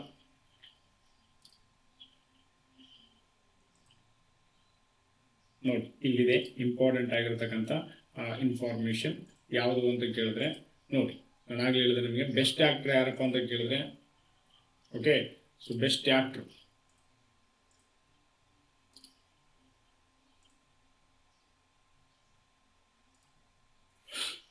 ಅತ್ಯುತ್ತಮ ಚಲನಚಿತ್ರ ಆರ್ಟಿಕಲ್ 370. ಓಕೆ, ಬೆಸ್ಟ್ ಫಿಲ್ಮ್ ಇನ್ನು ನಟ ನಾನಾಗಲೇ ಹೇಳಿದೆ ನಿಮಗೆ ಕಾರ್ತಿಕನ್. ಓಕೆ, ಆ ಕಾರ್ತಿಕನ್ ಆರ್ಯನ ಮತ್ತು ಮಮ್ಮೂಟಿ ಅವರಿಗೆ ಏನಾಗಿದೆ, ಮಮ್ಮೂಟಿ ಇದನ್ನ ಹಂಚಿಕೊಂಡಾರ. ನಟಿ ಯಾರಂತ ಕೇಳಿದ್ರೆ Yami Gautami. So same 371 article. Okay, 370. ಅತ್ಯುತ್ತಮ ನಿರ್ದೇಶಕ ರಾಜ್ಕುಮಾರ್. ಸೊ ಇವೆಲ್ಲ ಇಂಪಾರ್ಟೆಂಟ್. ಸೊ ಜಸ್ಟ್ ನೋಡಿ ಅಷ್ಟೇ. ಓಕೆ, ಸೊ ಇಂಪಾರ್ಟೆಂಟ್ ಏನಂತ ಕೇಳಿದ್ರೆ ಅತ್ಯುತ್ತಮ ಬಾಲನಟ ಅತೀಶ್ ಎಸ್ ಅಂತ ಬರ್ತಾರ. ಅತ್ಯುತ್ತಮ ಛಾಯಾಗ್ರಹಣ, ಅತ್ಯುತ್ತಮ ಚಿತ್ರಕಥೆ. ಸೊ ದೆನ್ ಇಂಪಾರ್ಟೆಂಟ್ ಏನಂತ ಕೇಳಿದ್ರೆ ಇಲ್ಲಿದೆ ಅತ್ಯುತ್ತಮ ಕನ್ನಡ ಚಿತ್ರ ಮಿಥ್ಯ. ನಿರ್ದೇಶಕ ಯಾರಂತ ಕೇಳಿದ್ರೆ ರಕ್ಷಿತ್ ಶೆಟ್ಟಿ. ನೋಡಿ, ಇವೆಲ್ಲ ಕೇಳೋ ಚಾನ್ಸ್ ಇರುತ್ತೆ. ರಕ್ಷಿತ್ ಶೆಟ್ಟಿ. ಅಲ್ಲಿ ಯಾರು ಭಾಗವಹಿಸಿದ್ರು ಅಂತ ಕೇಳಿದ್ರೆ ಸೊ ಅತೀಶ್ ಎಸ್ ಅಂತ ಹೇಳ್ಬಿಟ್ಟು ಬರ್ತಾರ. ಅತೀಶ್ ಎಸ್ ಇವರು ಭಾಗವಹಿಸಿದ್ರು. ಹೌದಾ? ಸೊ ಇಂಪಾರ್ಟೆಂಟ್ ಇವೆಲ್ಲ ಕೇಳ್ತಾರೆ, ಎಕ್ಸಾಮಿಗೆ ಖಂಡಿತ ಕೇಳ್ತಾರೆ. ಸೊ ಜಸ್ಟ್ ಅಬ್ಸರ್ವ್ ಮಾಡಿ ಅಷ್ಟೇ. ನೆಕ್ಸ್ಟ್, ಸೊ ವಿಕ್ರಮ್ 1 ಯಶಸ್ವಿ ಉಡಾವಣೆ. ಹೌದಾ? ಯಶಸ್ವಿಯಾಗಿರ್ತಕ್ಕಂಥ ಉಡಾವಣೆ. ನಾನು ಆಗಲೇ ಇದ್ರ ಬಗ್ಗೆ ಎಕ್ಸ್ಪ್ಲೇನ್ ಮಾಡಿದ್ದೀನಿ. ಮತ್ತೆ ಐ ಥಿಂಕ್ ಡಿಸ್ಕಷನ್ ಮಾಡೋಣ, ಆಯ್ತಾ? ಸೊ ವಿಕ್ರಮ್ 1 ಅನ್ನೋದು ಏನಪ್ಪ ಅಂತ ಕೇಳಿದ್ರೆ, ಸೊ ವಿಕ್ರಮ್ 1 ಅನ್ನೋದು ಇದೊಂದು ದೇಶದ ಮೊದಲ ಖಾಸಗಿ ರಾಕೆಟ್ ಉಡಾವಣೆ. ಏನೇಳಿ? ದೇಶದ ಮೊದಲ ಖಾಸಗಿ ರಾಕೆಟ್ ಖಂಡಿತ ಇದರ ಬಗ್ಗೆ ಎಕ್ಸಾಮಿಗೆ ಕೇಳ್ತಾನೆ. ಓಕೆ, ಹೆಸರೇನು? ವಿಕ್ರಮ್ 1 ಬಾಹ್ಯಾಕಾಶದ್ದು. ಹೈದರಾಬಾದ್ ಮೂಲದ ಸ್ಕೈ ರೂಟ್ ಸಂಸ್ಥೆ ಇದನ್ನ ಏನ್ ಮಾಡ್ತಾ ಇದೆ ಅದನ್ನ ಸೊ ಉಡಾವಣೆ ಮಾಡಿದೆ. ಆಕ್ಚುಲಿ ಮಾಡಿದೆ, ನಿಮಗೆ ಗೊತ್ತಿರ್ಬೇಕಾ? ಓಕೆ, ಸೊ ಉಡಾವಣೆ ಮಾಡಿದೆ. ಸೊ ಇದ್ರದ್ದು ಉದ್ದೇಶ ಏನಂತ ಕೇಳಿದ್ರೆ 350 kg, ಎಷ್ಟು 350ರಿಂದ I think nearby 400 kg ಸಣ್ಣ ಉಪಗ್ರಹಗಳನ್ನ ಭೂಮಿಯ ಕೆಳ ಹಂತ ಕಕ್ಷೆಗೆ ಕೊಂಡೊಯ್ಯುವ ಸೊ ಲೋವರ್ ಅರ್ತ್ ಆರ್ಬಿಟರ್ ಅಂತ ಬರುತ್ತೆ, LEO. Okay, lower earth orbiter ಅಂತ ಬರುತ್ತೆ. ಅಲ್ಲಿ ಇದು ಮಾಡ್ತಿದ್ದಾರೆ. ದೇಶದ ಇತಿಹಾಸದಲ್ಲೇ ಖಾಸಗಿಯಾಗಿ ಅಭಿವೃದ್ಧಿಪಡಿಸಿದ ಭಾರತದ ಮೊದಲ ರಾಕೆಟ್ ಇದು. ಭಾರತೀಯ ಬಾಹ್ಯಾಕಾಶ ಕಾರ್ಯಕ್ರಮದ ಪಿತಾಮಹನಾಗಿರ್ತಕ್ಕಂಥ ಯಾರು? ಭಾರತೀಯ ಬಾಹ್ಯಾಕಾಶ ಸಂಸ್ಥೆಯ ಪಿತಾಮಹ ವಿಕ್ರಮ್ ಸಾರಾಭಾಯಿ ಅವರ ಹೆಸರಿಟ್ಟಿದ್ದಾರೆ. ನಿಮಗೆ ಗೊತ್ತಿರಲಿ, ಈ ರಾಕೆಟಿನಲ್ಲಿ 3 ವ್ಯಕ್ತಿಗಳ ಚಿತ್ರ ಇದೆ. ಒಂದು ವಿಕ್ರಮ್ ಸಾರಾಭಾಯಿ, ಇನ್ನೊಬ್ರು ಯಾರಂತ ಕೇಳಿದ್ರೆ ಸತೀಶ್ ಧವನ್, ಇನ್ನೊಬ್ರು ಯಾರಂತ ಕೇಳಿದ್ರೆ APJ ಅಬ್ದುಲ್ ಕಲಾಂ. ಗೊತ್ತಿರ್ಬೇಕು ನಿಮ್ಗೆ. ಅದಾದ್ಮೇಲೆ ಕಮಲದ ಗುರುತು ಕಂಡು ಬರ್ತದ. ಓಕೆ, ಈ ಕಮಲದ ಹೂವನ್ನ ವಜ್ರ ಮತ್ತು ಬಂಗಾರದಲ್ಲಿ ಡಿಸೈನ್ ಮಾಡಿದ್ದಾರೆ. ಓಕೆ, ಇಲ್ಲಿ ಒಂದೇ ಮಾತರಂ ಎಂದು ಬರೆಯಲಾಗಿದೆ. ನೋಡಿ, ಒಂದೇ ಮಾತರಂ ಎಂದು ಬರೆಯಲಾಗಿದೆ. ಇವೆಲ್ಲ ಕೇಳೋ ಚಾನ್ಸ್ ಇರುತ್ತೆ. ಸೊ ದೇಶಿ ವಿದೇಶಿ ನಿಮಗೆ ಗೊತ್ತಿರಬೇಕು. ಈ ಒಂದು ಏನು ವಿಕ್ರಮ್ ರಾಕೆಟ್ಗೆ ಸೊ ಜರ್ಮನಿ ಏನ್ ಮಾಡ್ತಾ ಇದೆ? ಜರ್ಮನಿ ಪೆಲೌಟ್ ಗಳನ್ನ ಕೊಡ್ತಾ ಇದೆ. ಓಕೆ, ಸ್ಪೇಸ್ ಕಾಸ್ಮೋಸಸ್ ಗಳನ್ನ ಡಿಸ್ಟ್ರಿಬ್ಯೂಟ್ ಮಾಡ್ತಾ ಇದೆ.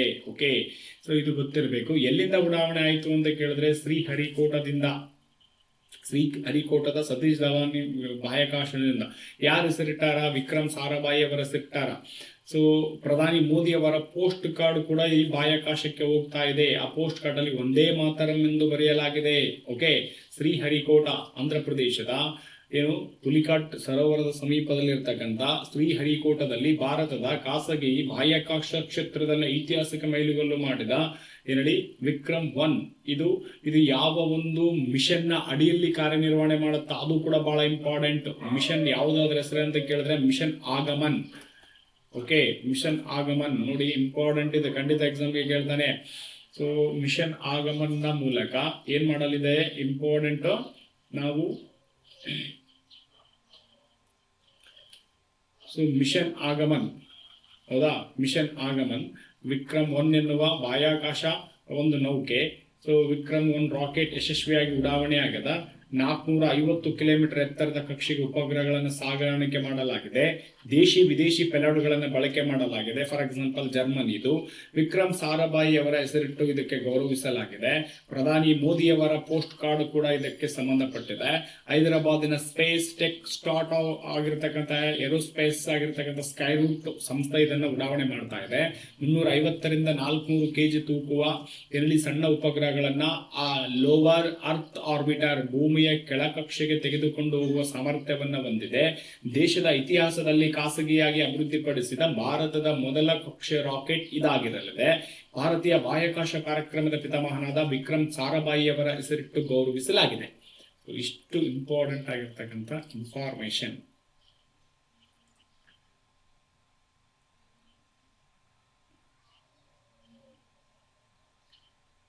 ಓಕೆ, ನೆಕ್ಸ್ಟ್ ಡಿಸ್ಕಷನ್ ಮಾಡಿದ್ವಿ. ವೆರಿ ವೆರಿ ಇಂಪಾರ್ಟೆಂಟ್ ಮತ್ತೊಂದು ಕರೆಂಟ್ ಅಫೇರ್ಸ್, ಬಹಳ ಇಂಪಾರ್ಟೆಂಟ್ ರೀ ಇದು. ಖಂಡಿತ ನಾಳೆ ಎಕ್ಸಾಮ್ಗೆ ಕೇಳ್ತಾನೆ.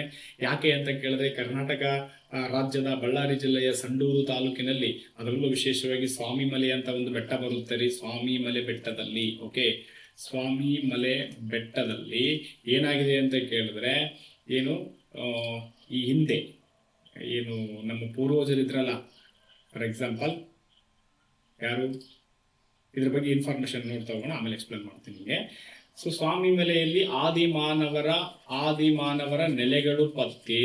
ಯಾವುದಕ್ಕೆ ಸಂಬಂಧಪಟ್ಟಿರೋರು ಇವರು ಅಂತ ಕೇಳಿದ್ರೆ, ಸೂಕ್ಷ್ಮ ಏನು ಹಳೆ ಶಿಲಾಯುಗ, ಸೂಕ್ಷ್ಮ ಶಿಲಾಯುಗದವರು ಇವರು. ಓಕೆ, ಸಂಡೂರಿನ ತಾಲೂಕಿನ ಸ್ವಾಮಿಮಲೆ ಬೆಟ್ಟ ಸಾಲಿನಲ್ಲಿ, ಓಕೆ, 10,000 ವರ್ಷಗಳಿಗಿಂತ ಹಳೆಯದಾಗಿರ್ತಕ್ಕಂಥ ಕಾರ್ಬನ್ ಡೇಟಿಂಗ್ ನ ಮೂಲಕ. ಸೊ ಅದಾದ್ಮೇಲೆ ಇಲ್ಲಿ ಏನಾಗಿದೆ, ಏನ್ ದೊರೆತಿದೆ ಅಂತ ಕೇಳಿದ್ರೆ, ಚಾಲ್ಫೋಡೋನಿ, ಕ್ವಾರ್ಟ್ಸ್ ಮತ್ತು ಪೆರುಜುನಿಸ್ ಚರ್ಚ್ ಶಿಲೆಗಳು ಏನಾಗಿವ ಇಲ್ಲಿ ಪತ್ತೆ ಆಗವ. ಓಕೆ, ಸೊ ಇಲ್ಲಿ ಪತ್ತೆ ಆಗಿವೆ.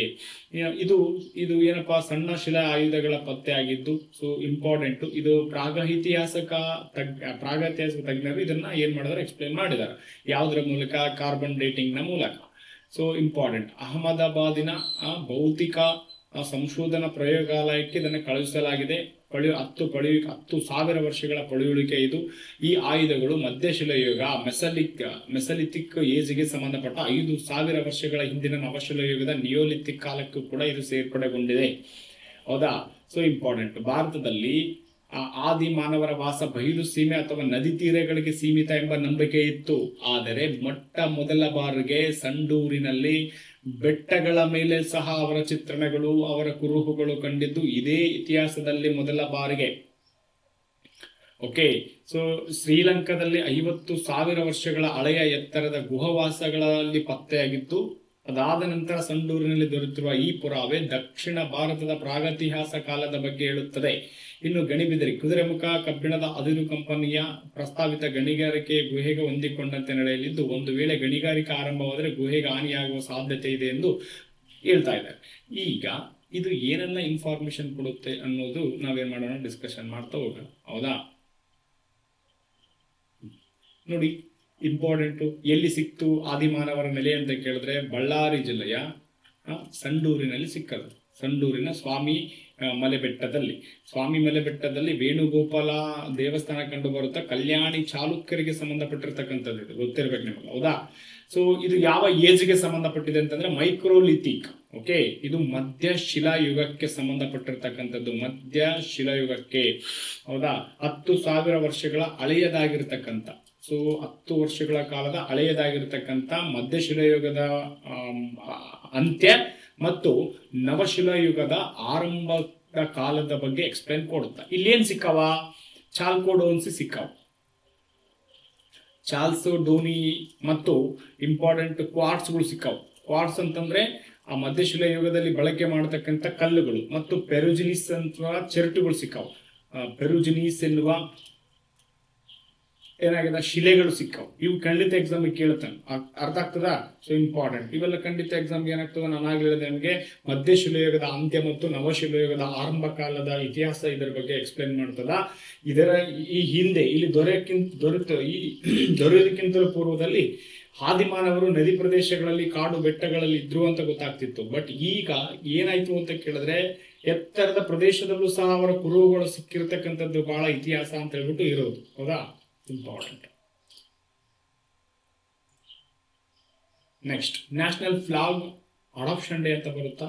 ಸೊ ಯಾವಾಗ ಅಡಾಪ್ಟ್ ಮಾಡ್ಕೊಳ್ಳಲಾಗ್ತು ನಮ್ಮ ಧ್ವಜವನ್ನ ಅಂತ ಕೇಳಿದ್ರೆ 1950ರ ಹೇಳಿ ಜುಲೈ 22ಕ್ಕೆ. ಓಕೆ, ಎಷ್ಟಕ್ಕ? 1950ರ ಜುಲೈ 22ಕ್ಕೆ ಎಕ್ಸಾಮಿಗೆ ಕೇಳ್ತಾರೆ, ಇದೇ ತಿಂಗಳು 22. ಸೊ ರಾಷ್ಟ್ರೀಯ ಧ್ವಜ ಸಮಿತಿಯನ್ನ ನಾವೇನ್ ಮಾಡಿದ್ವಿ, ಇಂಪಾರ್ಟೆಂಟ್ ಅಡಾಪ್ಟ್ ಮಾಡ್ಕೊಂಡ್ವಿ. ಸರ್, ಈ ರಾಷ್ಟ್ರ ಧ್ವಜದ ಸಮಿತಿಯ ಅಧ್ಯಕ್ಷರು ಯಾರಂತ ಕೇಳ್ತಾರೆ, ಡಾಕ್ಟರ್ ಬಾಬು ರಾಜೇಂದ್ರ ಪ್ರಸಾದ್. ಓಕೆ, ರಾಜೇಂದ್ರ ಪ್ರಸಾದ್ ನೋಡಿ, ಖಂಡಿತ ಎಕ್ಸಾಮ್ ಕೇಳ್ತಾರೆ. ಹೌದಾ? ವಿದೇಶದಲ್ಲಿ ಮೊದಲ ಬಾರಿಗೆ ಫ್ಲಾಗ್ ಹಾಸ್ಟಿಂಗ್ ಮಾಡಿದ ಮಹಿಳೆ ಯಾರು? Madam comma. ಓಕೆ, ಈ ಧ್ವಜವನ್ನ ವಿನ್ಯಾಸ ಮಾಡಿದವರು ಯಾರು? ಆಂಧ್ರ ಪ್ರದೇಶದ ಪಿಂಗಾಳಿ ವೆಂಕಯ್ಯ. ಓಕೆ, ಪಿಂಗಾಳಿ ವೆಂಕಯ್ಯ. ಮೊದಲು ಈ ದೇಶದ ಧ್ವಜ ಯಾವುದಿತ್ತು ಅಂತ ಕೇಳಿದ್ರೆ ನಿಮಗೆ ಗೊತ್ತಿರಲಿ, ಕೇಸರಿಯ ಪಕ್ಕದಲ್ಲಿ ಒಂದು ಚರಕದ ಪಕ್ಕದಲ್ಲಿ ಒಂದು ಹಸುವಿನ ಗುರುತು. ಅದಾದ ಮೇಲೆ ಇದನ್ನ ಬದಲಾವಣೆ ಮಾಡ್ತಾ ಹೋದ್ರು. ಕೇಸರಿ ಕಲರ್ ಹೋಯ್ತು, ಕೇಸರಿ, ಬಿಳಿ, ಹಸಿರು ಬಂತು. ಈ ಮೂರುಗಳ ನಡುವೆ ಅಲ್ಲೊಂದು ಚರಕ ಇತ್ತು. ಅದಾಗಿ ನಡಬರ್ಕ ಮತ್ತೆ ಏನಾಯ್ತು ಅಂತ ಕೇಳಿದ್ರೆ ಇದು ಅಶೋಕ ಚಕ್ರ ಬಂತು. 24 ಗೆರೆಗಳ ಅಶೋಕ ಚಕ್ರ ಬಂತು. ಓಕೆ, ಹಾಗಾದರೆ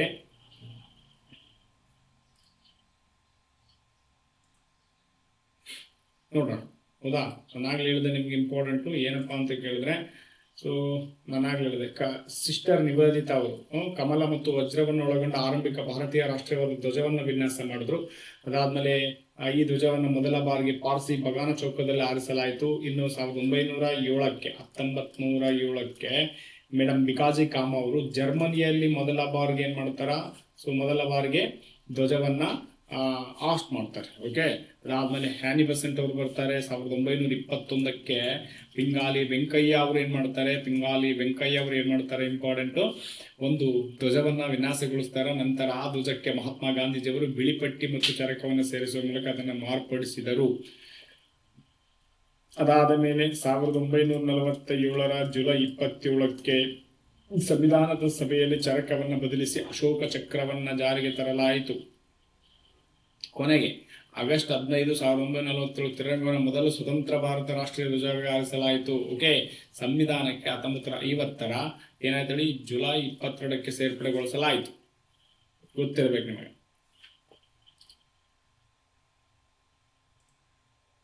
next, Nelson Mandela international day ಅಂತ ಬರುತ್ತಾ. ನೆಲ್ಸನ್ ಮಂಡೇಲಾ ಅವರಿಗೆ ಸಂಬಂಧಪಟ್ಟಂತೆ ಇನ್ಫಾರ್ಮೇಶನ್ ಏನೆಲ್ಲ ಇದೆ, ಯಾಕೆಂದ್ರೆ ಪ್ರತಿ ವರ್ಷ ವಿಶ್ವಸಂಸ್ಥೆ ಏನ್ ಮಾಡುತ್ತೆ ಅಂತ ಕೇಳಿದ್ರೆ ಅವರ ದಿನವನ್ನ ಜುಲೈ 18ನ್ನ ಏನಂತ ಆಚರಣೆ ಮಾಡುತ್ತೆ ಅಂತ ಕೇಳಿದ್ರೆ ಇಂಪಾರ್ಟೆಂಟ್ ನೆಲ್ಸನ್ ಮಂಡೇಲಾ ದಿನ ಅಂತ ಆಚರಣೆ ಮಾಡುತ್ತದ. ನಿಮಗೆ ಗೊತ್ತಿರಬೇಕು, 1994ಕ್ಕೆ ಸೌತ್ ಆಫ್ರಿಕಾದ ರಾಷ್ಟ್ರಪತಿಗಳಾಗಿ ಇವರು ಕಾರ್ಯನಿರ್ವಹಣೆಯನ್ನ ಮಾಡ್ತಾರ. ಇವರಿಗೆ ಶಾಂತಿ ನೊಬೆಲ್ ಪಾರಿತೋಷಕ ಕೂಡ ಸಂದಿದೆ. ಓಕೆ, ಅದಾದ್ಮೇಲೆ 1991ಕ್ಕೆ ಭಾರತದ ಅತ್ಯುನ್ನತ ನಾಗರಿಕ ಪ್ರಶಸ್ತಿಯಾದ ಭಾರತ ರತ್ನ ಪ್ರಶಸ್ತಿ ಕೂಡ ಇವರಿಗೆ ಸಂದಿದೆ. ಇವ್ರದೊಂದು ಆತ್ಮಚರಿತ್ರೆ ಇದೆ, the long walk to freedom. ಇವ್ರದ್ದು ಆತ್ಮಚರಿತ್ರೆ ಯಾರ್ದು? ನೆಲ್ಸನ್ ಮಂಡೇಲಾ ಅವರಿಗೆ ಸಂಬಂಧಪಟ್ಟಿರ್ತಕ್ಕಂಥದ್ದು. The long walk to freedom ಅನ್ನೋದು ಇವರ ಆತ್ಮಚರಿತ್ರೆಯಾಗಿರಲಿದೆ. ಇವರ ರಾಜಕೀಯ ಗುರು ಯಾರಂತ ಕೇಳಿದ್ರೆ ಮಹಾತ್ಮ ಗಾಂಧೀಜಿ. ಓಕೆ, ಮಹಾತ್ಮ ಗಾಂಧೀಜಿ ಯಾವಾಗ ಭಾರತಕ್ಕೆ ಬರ್ತಿದ್ರಲ್ಲ, ಭಾರತಕ್ಕೆ ಬಂದಂಗೆಲ್ಲ ನನ್ನ ಗುರುವಿನ ನೆಲೆ ಇದು, ನನ್ನ ಗುರುವಿನ ಜನ್ಮ ಸ್ಥಳ ಇದು ಅಂತ ಹೇಳ್ಬಿಟ್ಟು ಏನ್ ಮಾಡ್ತಾ ಇದ್ರು, ಅವರು ಎಕ್ಸ್ಪ್ಲೇನ್ ಮಾಡ್ತಾ ಇದ್ರು. ಕೆಲವೊಂದಿಷ್ಟು ಮಾಹಿತಿ ಅವ್ರ ಬಗ್ಗೆ ಪೇಪರ್ ಅಲ್ಲಿ ಕೊಟ್ಟಿದ್ದಾರೆ. ಸೊ ಅದ್ರ ಕುರಿತು ಏನ್ ಮಾಡ್ತಾ ಹೋಗೋಣ, ಇಂಪಾರ್ಟೆಂಟ್ ನೋಡ್ತಾ ಹೋಗೋಣ. ಇಲ್ಲಿದೆ,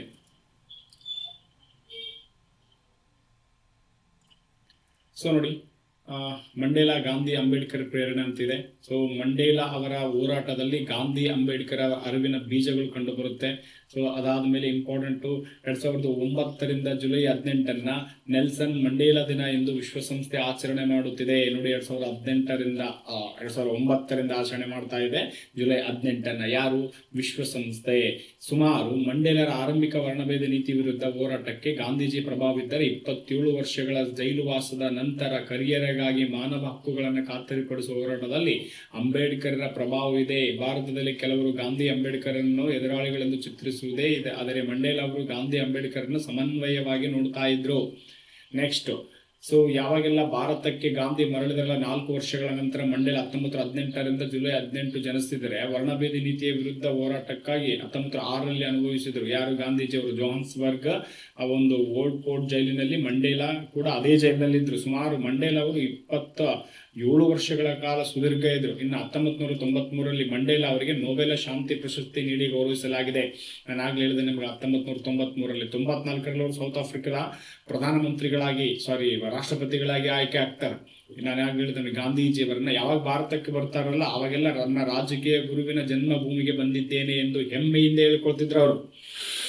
ಮಂಡೇಲಾ ಅವರಿಗೆ ಭಾರತ ಸರ್ಕಾರ 1990 ಅಂಬೇಡ್ಕರ್ ಅವರಿಗೆ ಮರಣೋತ್ತರವಾಗಿ ಕೊಟ್ರೆ 1990 ಅಂಬೇಡ್ಕರ್ ಅವರಿಗೆ ಕೊಡ್ತಾರೆ. 2001 ಅಂತಾರಾಷ್ಟ್ರೀಯ ಗಾಂಧಿ ಶಾಂತಿ ಪ್ರಶಸ್ತಿ ಸಿಗುತ್ತೆ.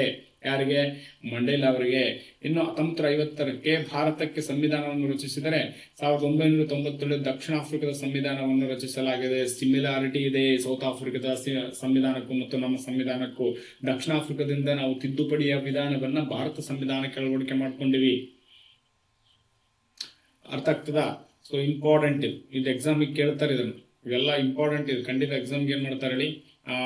ಅಂಬೇಡ್ಕರ್ ಅವರು 1924 ಬಹಿಷ್ಕೃತ ಭಾರತ ಎನ್ನುವ ಬಹಿಷ್ಕೃತ ಹಿತಕಾರಿಣಿ ಸಭಾವನ್ನ ಆರಂಭಿಸ್ತಾರೆ. ಹೌದಾ? ಸೊ ಇಂಪಾರ್ಟೆಂಟ್ ಇಲ್ಲಿ ಏನೆಲ್ಲ ಇನ್ಫಾರ್ಮೇಶನ್ ಇದೆ, ಬಹಳ ಇಂಪಾರ್ಟೆಂಟ್ ನೋಡ್ರಿ. 2009 ಆಚರಣೆ ಮಾಡಕತ್ತಾರಂತ. 2009 ಜುಲೈ 18 ವಿಶ್ವಸಂಸ್ಥೆ ಏನಂತ ಆಚರಣೆ ಮಾಡಿದ? ಮಂಡೇಲಾ ದಿನ ಅಂತ ಆಚರಣೆ ಮಾಡಕತ್ತದ. ಇವರು ಸುಮಾರು 27 ವರ್ಷಗಳ ಕಾಲ ಜೈಲು ವಾಸದ ಸೆರೆವಾಸದಲ್ಲಿದ್ರು. 1993 ಯಾವಾಗ? 1993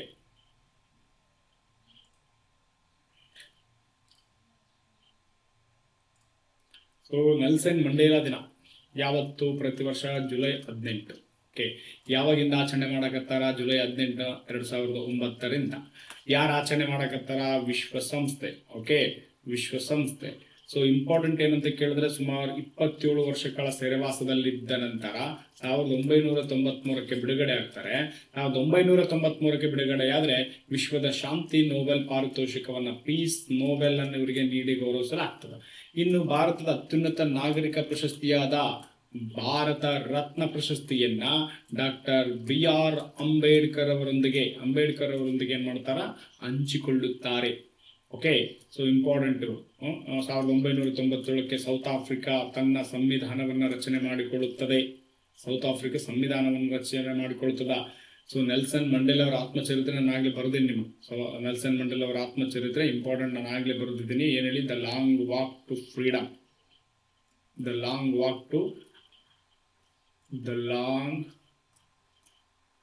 walk to freedom. Okay, so ಇವರ ರಾಜಕೀಯ ಗುರು ಯಾರಂತ ಕೇಳಿದ್ರೆ ಅಂಬೇಡ್ಕರ್ ಮತ್ತು Mahatma Gandhiji. Okay, so important, ಖಂಡಿತ ಎಕ್ಸಾಮ್ ಏನ್ ಮಾಡ್ತಾರೆ ಇವೆಲ್ಲ ಕೇಳ್ತಾರೆ. ನೆಕ್ಸ್ಟ್ ಸರ್, ಯಾಲಕ್ಕಿ ರಫ್ತಿನಲ್ಲಿ ಇಡೀ ಭಾರತದಲ್ಲಿ 16,399 ಟನ್ ಯಾಲಕ್ಕಿಯನ್ನು ನಾವೇನ್ ಮಾಡಿವಿ? ಈ ಬಾರಿ ರಫ್ತು ಮಾಡಿವಿ. ಅರ್ಥ ಆಗ್ತದಾ? ಈ ಬಾರಿ ರಫ್ತು ಮಾಡಿವಿ. ಸೊ ಇಲ್ಲಿ ಆ ಪ್ರಮುಖ ಸ್ಥಾನವನ್ನು ಪಡಿತಕ್ಕಂಥ ದೇಶ ಯಾವುದು ಅಂತ ಕೇಳಿದ್ರೆ ನಿಮಗೆ ಗೊತ್ತಿರಬೇಕು, ಕೇರಳ ಇಡೀ ಭಾರತದಲ್ಲಿ ಅತಿ ಹೆಚ್ಚು ಯಾಲಕ್ಕಿಯನ್ನ ಏನ್ ಮಾಡ್ತದ? ಬೆಳೀತದ. ಅರ್ಥ ಆಗ್ತದ? ನಾವು 16,399 ಟನ್ ಯಾಲಕ್ಕಿಯನ್ನ ಎಲ್ಲಿಪ್ಪ ಅಂತ ಕೇಳಿದ್ರೆ ಕೊಲ್ಲಿ ರಾಷ್ಟ್ರಗಳಿಗೆ, okay, Saudi Arabia, Lebanon, Syria, Turkey, Iraq, Iran, okay, so Libya, Egypt, ಈ ಎಲ್ಲ ದೇಶಗಳಿಗೆ ನಾವೇನ್ ಮಾಡಿವಿ ಕಳಿಸಿವಿ. ಅದರಲ್ಲೂ ವಿಶೇಷವಾಗಿ ಯುನೈಟೆಡ್ ಅರಬ್ ಎಮಿರೇಟ್ಸ್ಗೆ ಸೊ ಅಧಿಕವಾಗಿ ಕಳಿಸಿರೋದು. ಸೌದಿ ಅರೇಬಿಯಾ ನೆಕ್ಸ್ಟ್ ಪ್ಲೇಸ್ ಅಲ್ಲಿ ಇರೋದು. ಸೊ ಎಲ್ಲ ದೇಶಗಳಿಗೆ 58ಕ್ಕೂ ಹೆಚ್ಚು ದೇಶಗಳಿಗೆ ನಾವೇನ್ ಮಾಡಿವಿ ಇರತಕ್ಕಂಥದ್ದು. ಕೇರಳ ಇಡೀ ಭಾರತದಲ್ಲಿ ಅತಿ ಹೆಚ್ಚು ಯಾಲಕ್ಕಿಯನ್ನ ಉತ್ಪಾದನೆ ಮಾಡುತ್ತೆ. ಅಲ್ಲಿ ಕೇರಳದಲ್ಲಿ ಯಾಲಕ್ಕಿ ಬೆಟ್ಟಗಳು ಕಂಡು ಬರ್ತಾವೆ. ಅವುಗಳನ್ನ ನಾವು ಕಾರ್ಡಮಾಮ್ ಬೆಟ್ಟಗಳು ಅಂತ ಕೂಡ ಕರಿತೀವಿ. ಗೊತ್ತಿರ್ಬೇಕು ನಿಮ್ಗೆ, ಕಾರ್ಡಮಾಮ್ ಬೆಟ್ಟಗಳು ಅಂತ ಕೂಡ ಕರಿತೀವಿ. ಹೌದಾ? So important. ಕೇರಳದ ಇಡುಕಿ, ವಯನಾಡದಲ್ಲಿ ಕೂಡ ಇದನ್ನ ಏನ್ ಮಾಡ್ತೀವಿ, ಅತಿ ಹೆಚ್ಚಾಗಿ ನಾವು ಬಳಕೆ ಮಾಡ್ತೀವಿ. ಅದಕ್ಕೆ ಕೇರಳವನ್ನು ನಾವು ಮಸಾಲೆ ಪದಾರ್ಥಗಳ ರಾಜ್ಯ ಎಂದು ಕರೆಯುತ್ತೇವೆ.